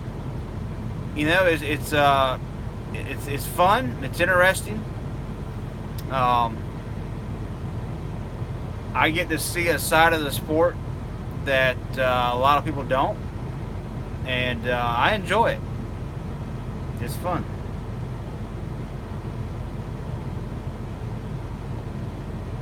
Yeah, Holly. I hear you. I'm pretty much here today because of Ron. So, thanks to Ron, I got this job. He's the one that pointed it out to me. Because like I said earlier, I had no idea this company existed.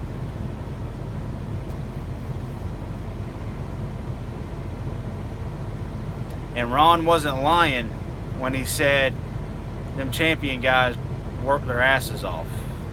That we do. I ain't gonna lie. We work our asses off. It's a hard job. It really is.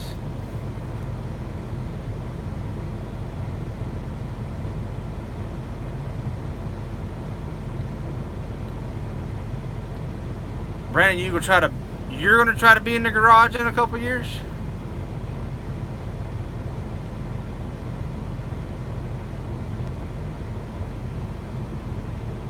Okay, cool. How you gonna what's your plans to do that?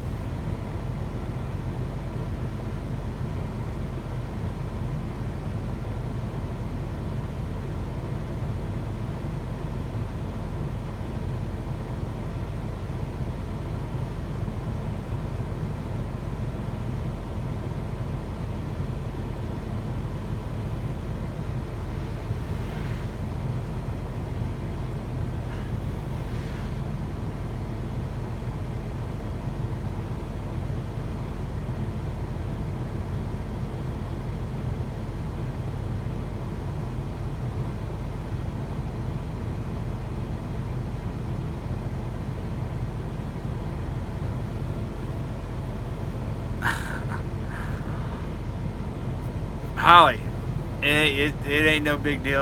Don't worry about that. That's why I'm doing this. People, for y'all to ask questions. And like I said, if I don't have a topic to talk about, I mean, this is the best way to interact.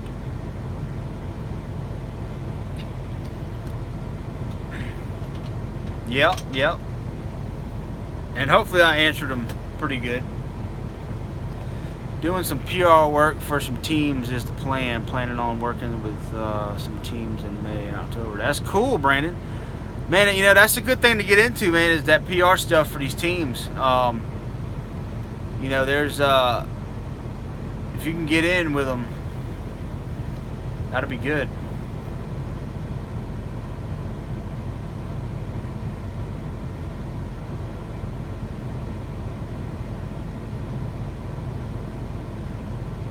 I think the best part about being involved in this sport is it's not your everyday job. It's not your everyday truck driving job. It's not your everyday office job. It's not your everyday construction job. Nothing. I mean, it's different. It's different in a lot of aspects, and I think that's what makes it fun and interesting to do. Things are always changing, and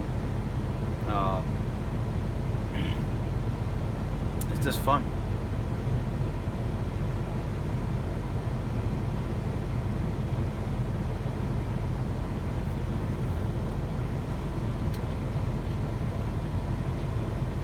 Yeah, and that's another thing. Yeah, Brandon. There's so much, man. I tell you, I was saying earlier, there's so much, or so many moving parts that goes on in the garage area that you have no idea until you're there. You're like, man, it's a lot that goes on. It's insane.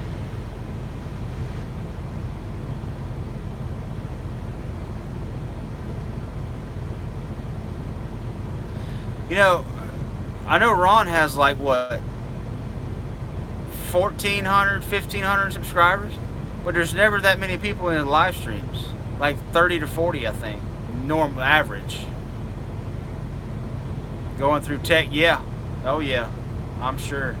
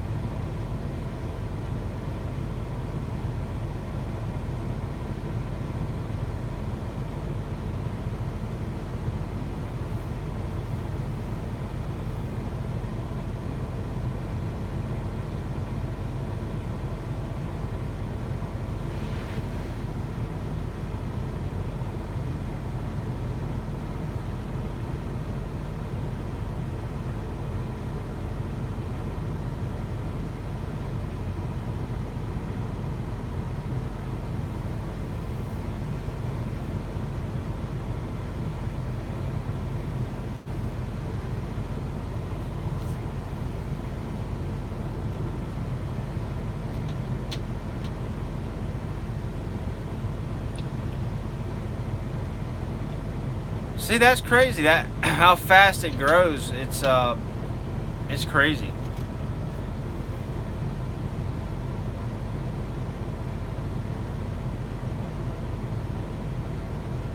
Yeah, Holly, there is a lot of failed inspections. You know that the new laser inspection. That thing's getting a lot of teams.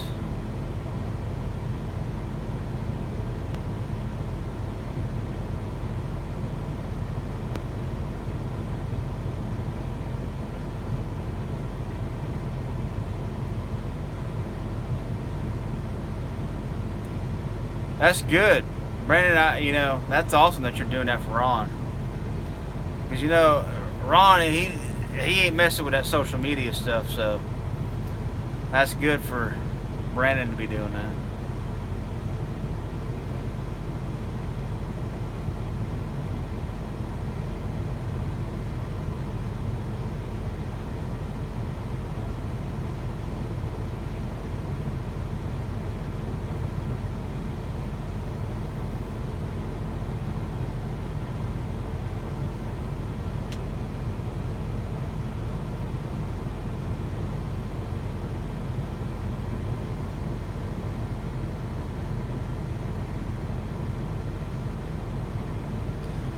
Holly, it might,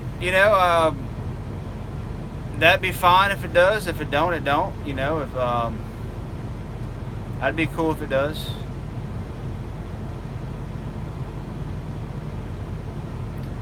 I got you, Brandon. So, Brandon, are you like, do you take Ron's YouTube videos and like share them to like his Facebook and his other social media accounts? Yeah, Holly. Word of mouth can go a long way.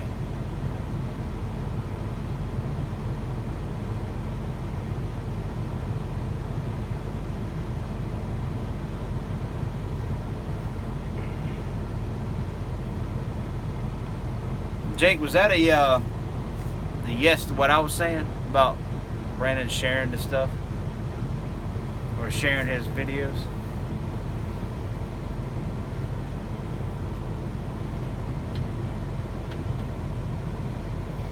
Alright, yeah, I thought that's what it was. I just wasn't sure.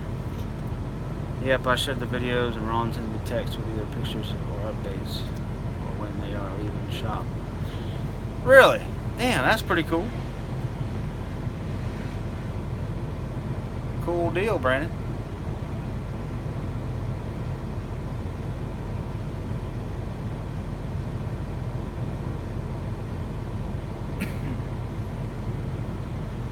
Facebook and Twitter. I got you. Yeah, that's the crazy thing with social media. You can reach a lot of people through social media, all over the world, anywhere and everywhere.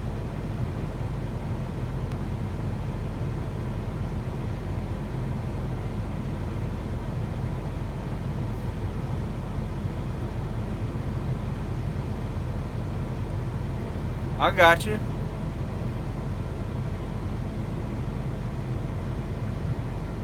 Okay, Holly. Yeah, I'll look once I get off of here, which won't be much longer. I'm getting a little tired. I'll look that up.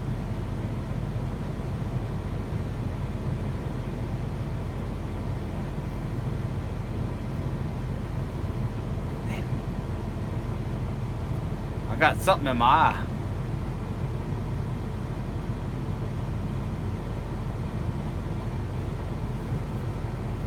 Probably, you know what's funny?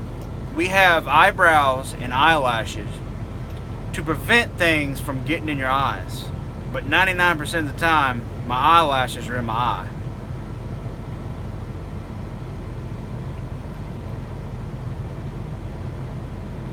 I hear you, Brandon. Yeah, that's good, man.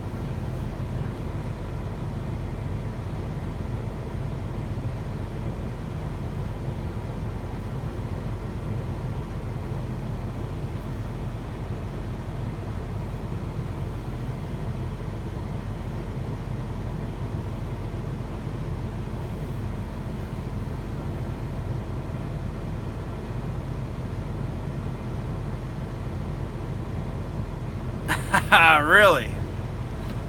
I wonder if any of the other hauler drivers are watching Ron's stuff. They might be. I know, the ones, especially the ones that have gotten the truck with him and he's talked to before. They might be watching. I don't know. Maybe.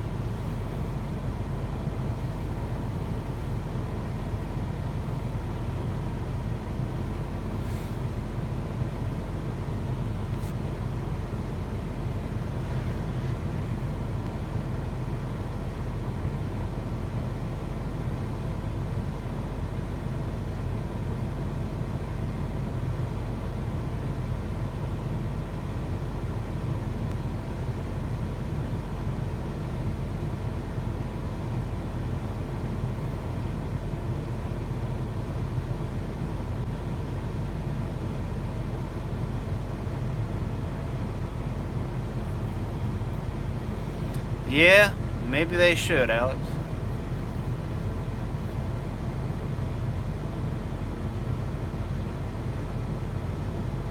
Yeah, I've seen that, Holly. I've seen, was it? I guess it might have been Fontana or something. I've seen that.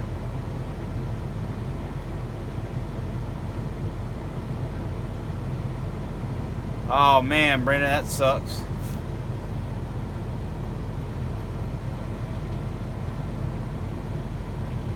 Yeah, because you got to be 18, I think, right, to get a hot pass.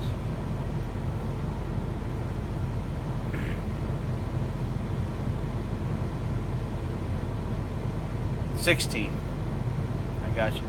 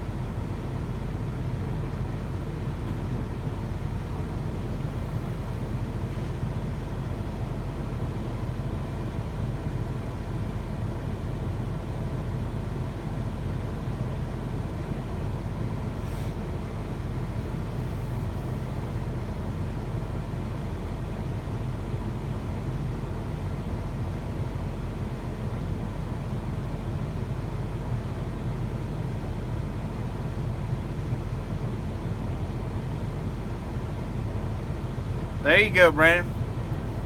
Do it.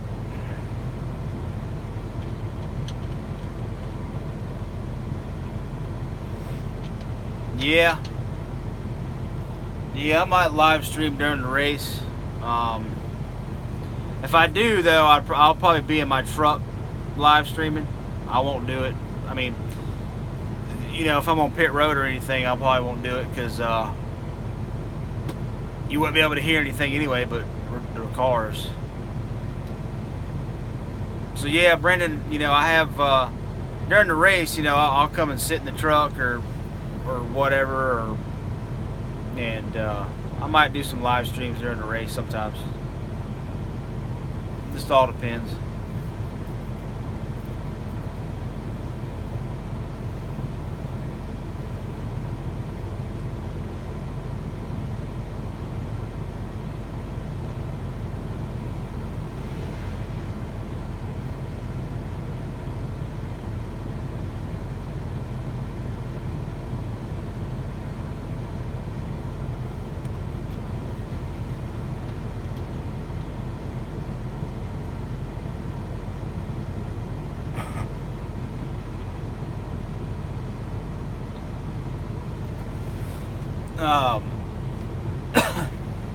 Brandon,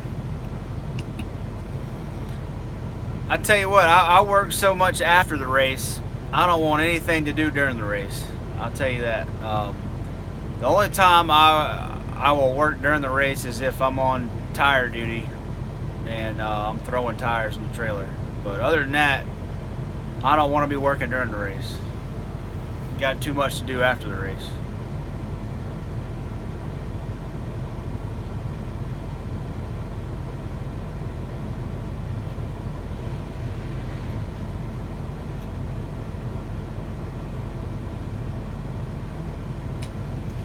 Yeah, Holly, probably.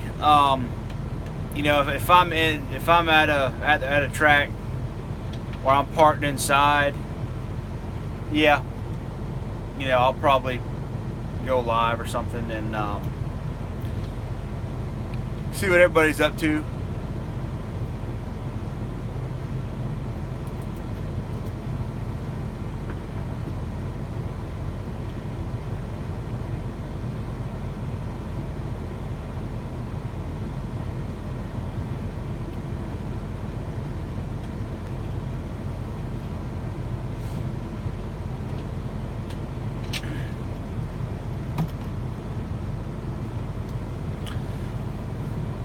Yeah, Brandon, I have a hard card. It's a an annual credential.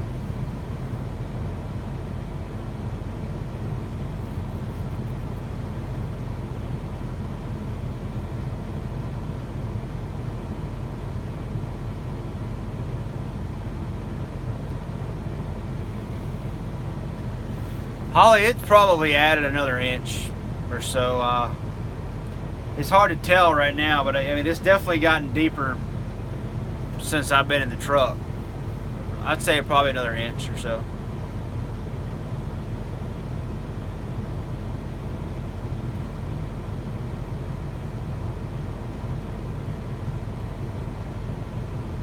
Whoa.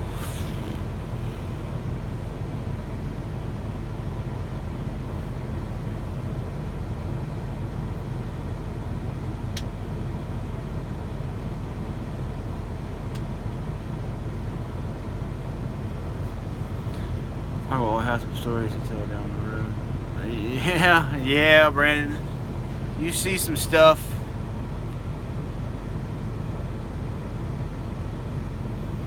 Yeah, Holly, I'll try to take some pictures or a video or something and throw it up on YouTube or something.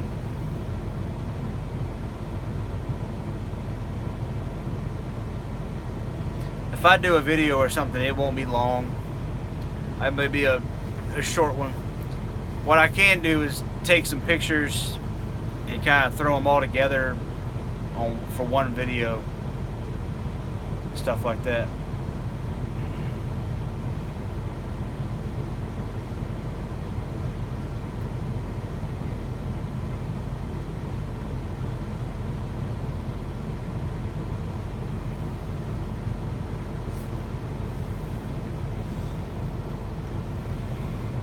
Yeah, you see some crazy stuff. I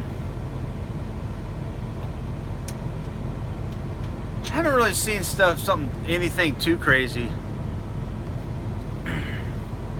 What engine is in your truck you're driving? So, Alex, in this truck I'm in right now, which is not mine, mine's in the shop, and this one is a Cummins ISX something.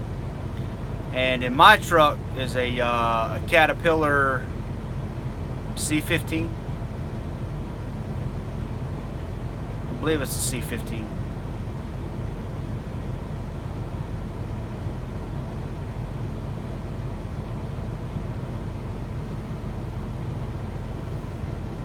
My truck does pretty good. It's an older truck, but it runs and it pulls pretty hard. And this one right here, I drove it up here today without a trailer, and then I pulled my trailer into the track to unload, but so I don't really know how it does pulling a trailer.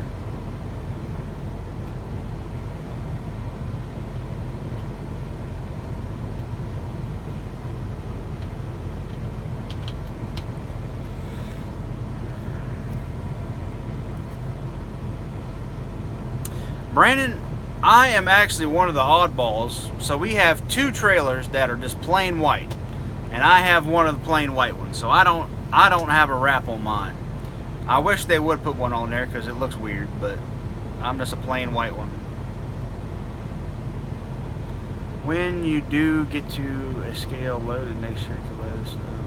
Yeah, Holly, I'll let y'all know. I'll let y'all know how much I'm weighing. I'll take a stab at it. I'm gonna say maybe 70 to 72,000, maybe. Might be less, maybe a little more. I'm not 100%. But from talking to some of the other guys, that's about what they're weighing.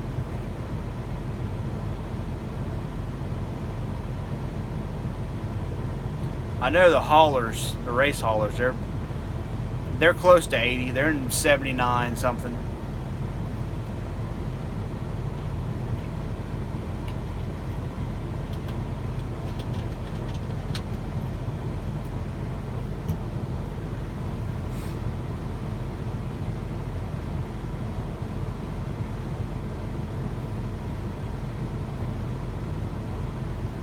Yeah, I guess you could say that, Brandon.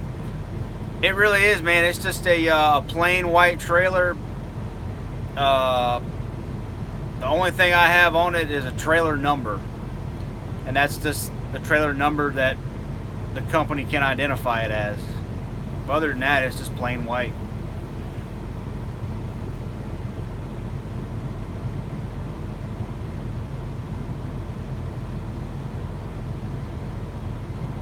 Brandon, where are you from, Brandon?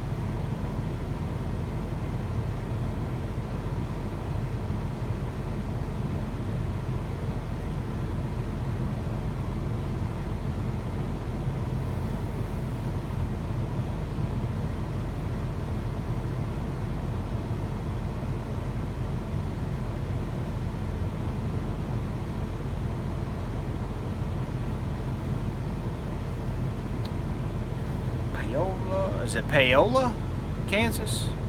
About an hour south of Kansas. I got you. So are you coming to the Kansas race?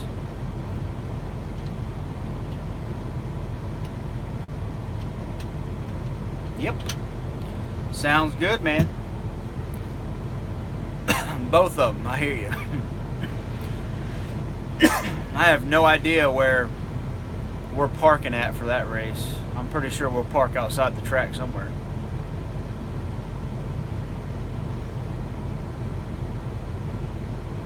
Well, we normally don't know where we're parking until, or at least I don't know where we're parking until the day of unload.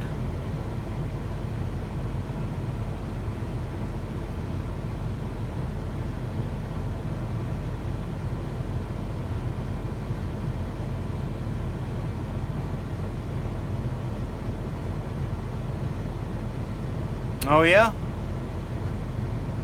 Well, that works then. I'm glad you know, because I don't know. I got you.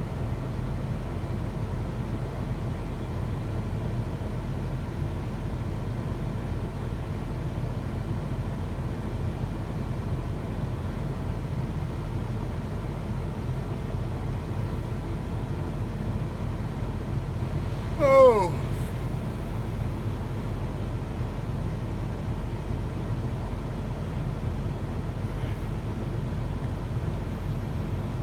Yeah, Holly, you know, if that's possible, yeah, we could do that. It just all depends on my schedule and where I'll be.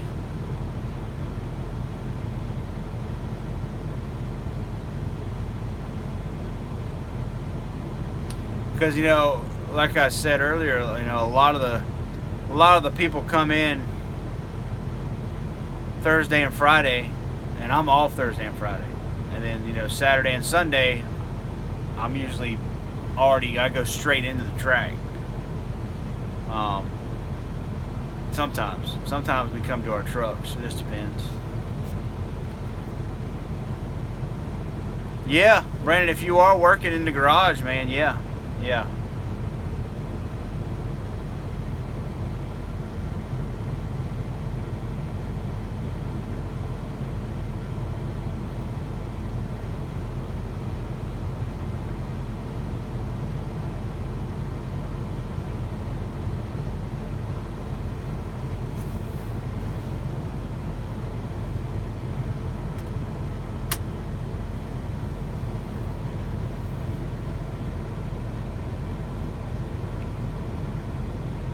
Oh.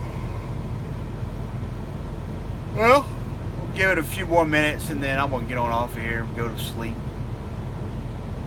And hopefully not wake up buried in a snowstorm. So you get to venture off around the racetrack on Thursdays and Fridays.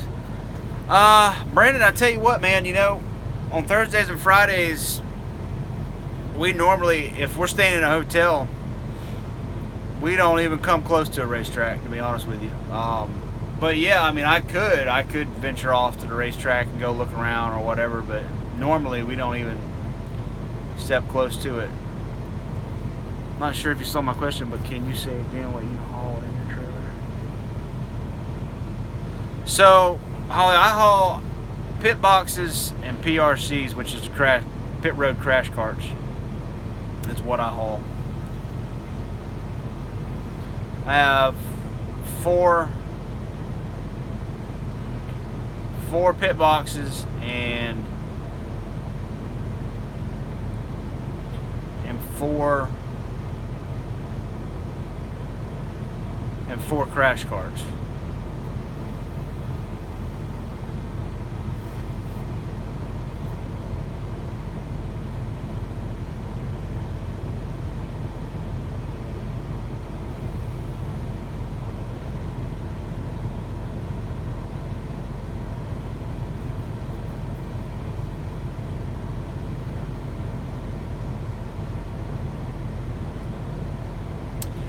Um, as far as I know, Holly, a crash cart is on pit road. Say the team or the car gets in a wreck, they have parts on this crash cart to repair the car as much as possible on pit road. That's about as much as I know. I don't know any more than that, but I believe that's about what it is.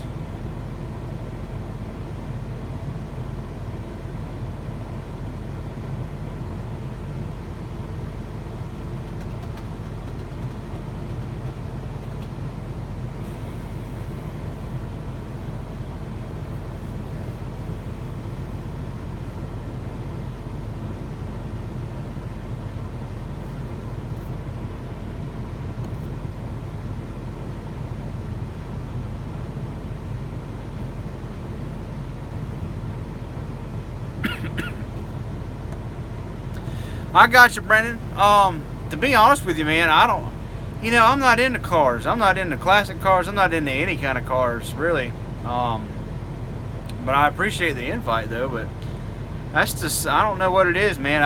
I'm not into that stuff, really. So the crash cart you carry match up with a pit box. Yeah, Holly. You'll have a pit box and you'll have a crash cart for the same car, same team or whatever.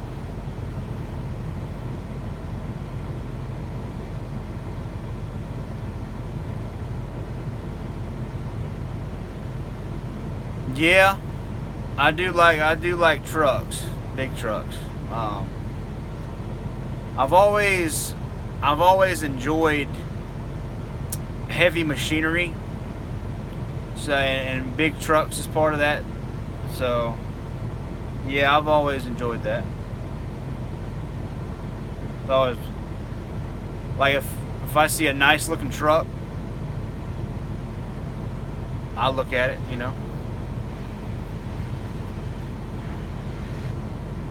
I think our trucks are pretty nice trucks. They're pretty sweet looking.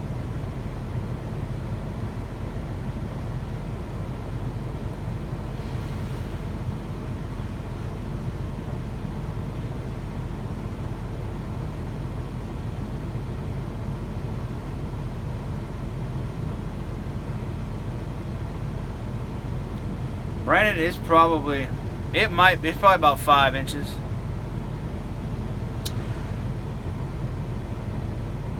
My regular truck, my work truck, or my personal truck.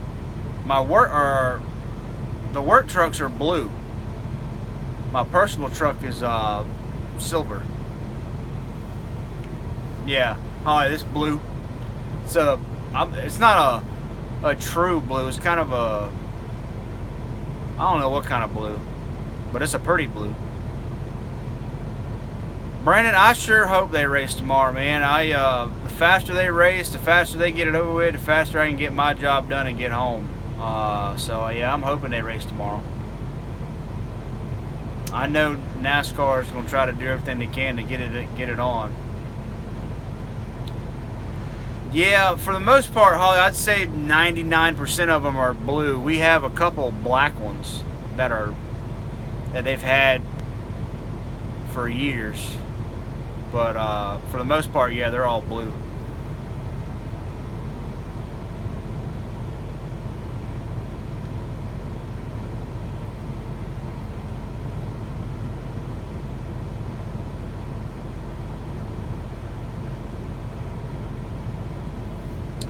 Brandon, I currently live in Spartanburg, South Carolina, but I'm from Somerville, South Carolina.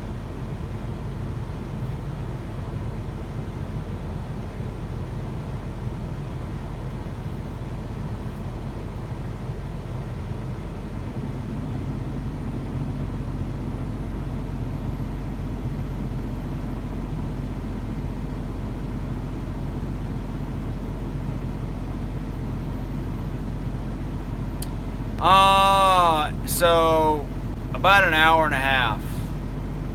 That's if Charlotte traffic is not a pain in the butt.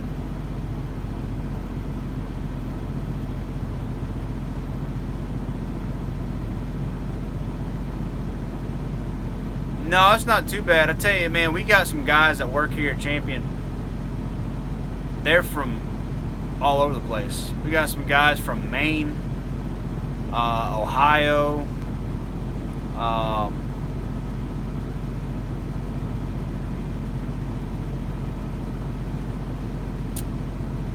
I don't know, I'm not sure where. A lot of the guys live in North Carolina, though. Drive one of the trucks that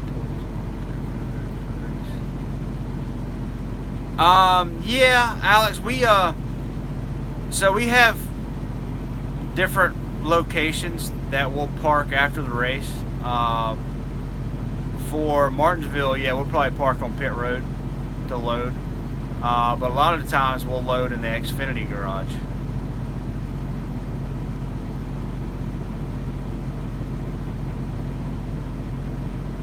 We'll park in the Xfinity garage just like the haulers do, kind of lined up, and open our trailers and load. Not too close. Holly, I don't know. I mean, you know, the tracks that are close, I like the tracks that are close because I get to go home. But the tracks that are farther away, you know, that's just part of the job. So I mean, I guess the closer the better, I guess you could say.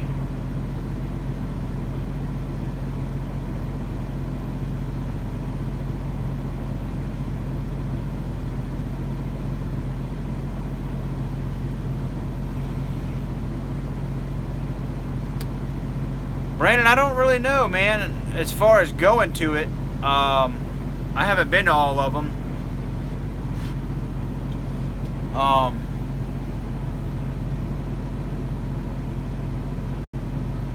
So far, I've always liked Daytona, but I like Vegas. Yeah, Fontana's my least favorite so far. Yeah. Phoenix was okay. It's damn desert.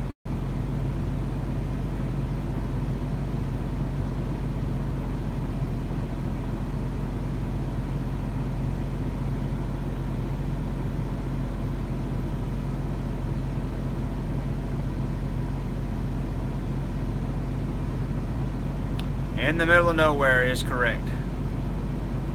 Hell, Martinsville's kind of in the middle of nowhere, really. Martinsville's not very big.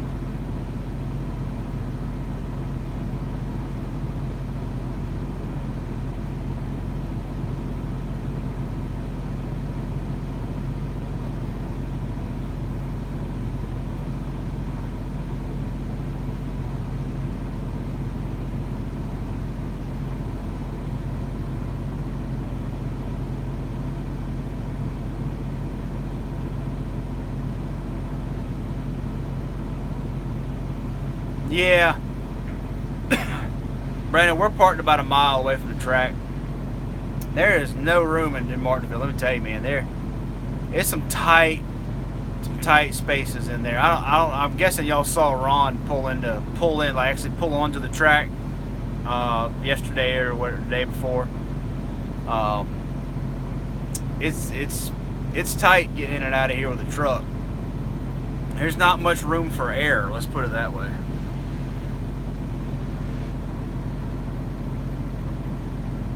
You got to be paying attention to what the hell you're doing.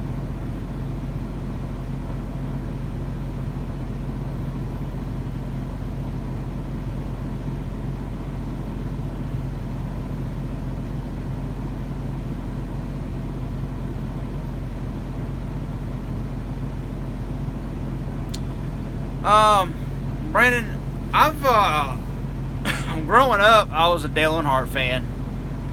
And then I've never really had a favorite driver since he died. But I tell you, I like a lot of the drivers based on personality. My favorite though that I pull for would be Clint Boyer, and that's strictly based on his personality. I think, if me and Clint Boyer were hanging out, I could get along with him. You know what I'm saying?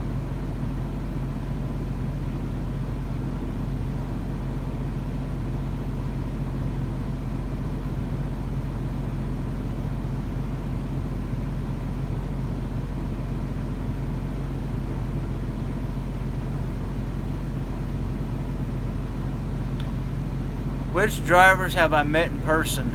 I haven't met any since over the years. I met Kurt Busch. I've met Michael Waltrip. I've met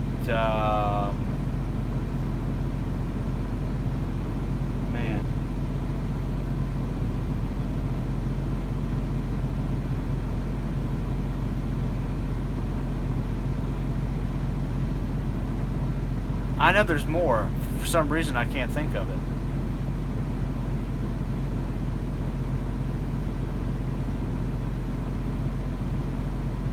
I don't know. I can't remember.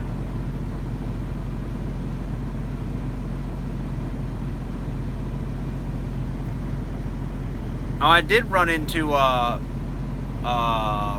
Truex in Phoenix.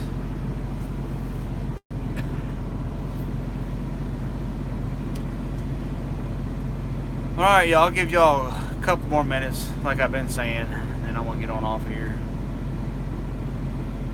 My eyes are getting heavy.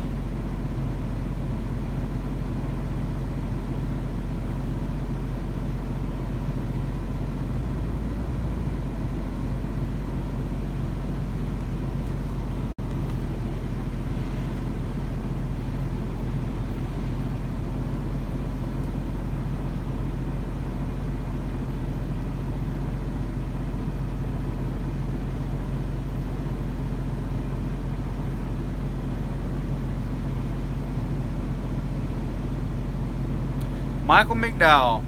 I've never, I don't know if I've ever seen anything to where I would even get to know his personality, to be honest with you. Which not like I've been looking for it either, but.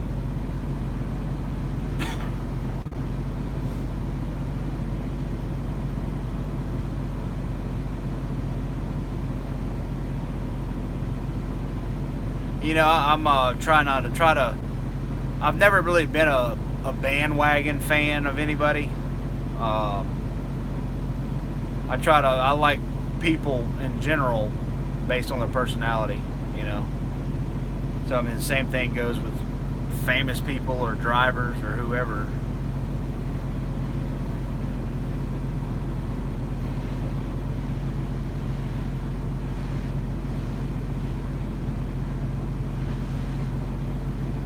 Holly, I appreciate it. I really do.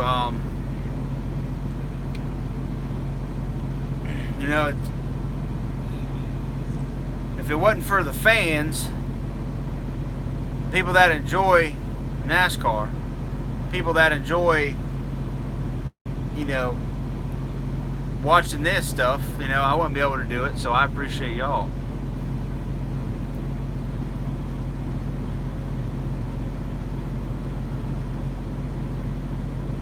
Champion Machinery as a sponsor, really? I don't even know. What's Champion Machinery, though?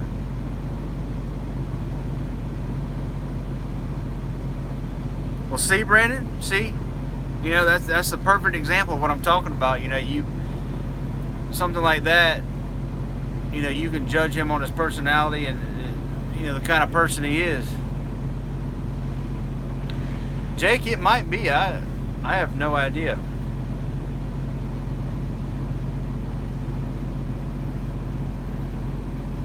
It's possible.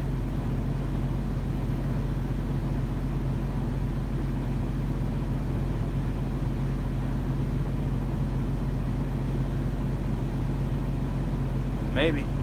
I don't know.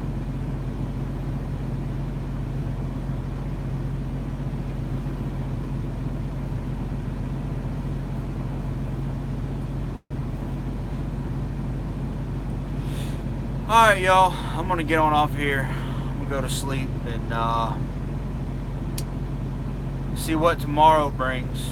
And if I get a chance, you know, I'll go live or something tomorrow or something. So we'll find out.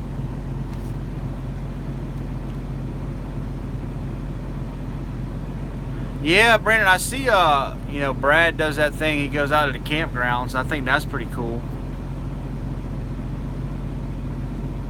Holly, I appreciate it. I plan on getting some rest for sure. Appreciate you, Jake.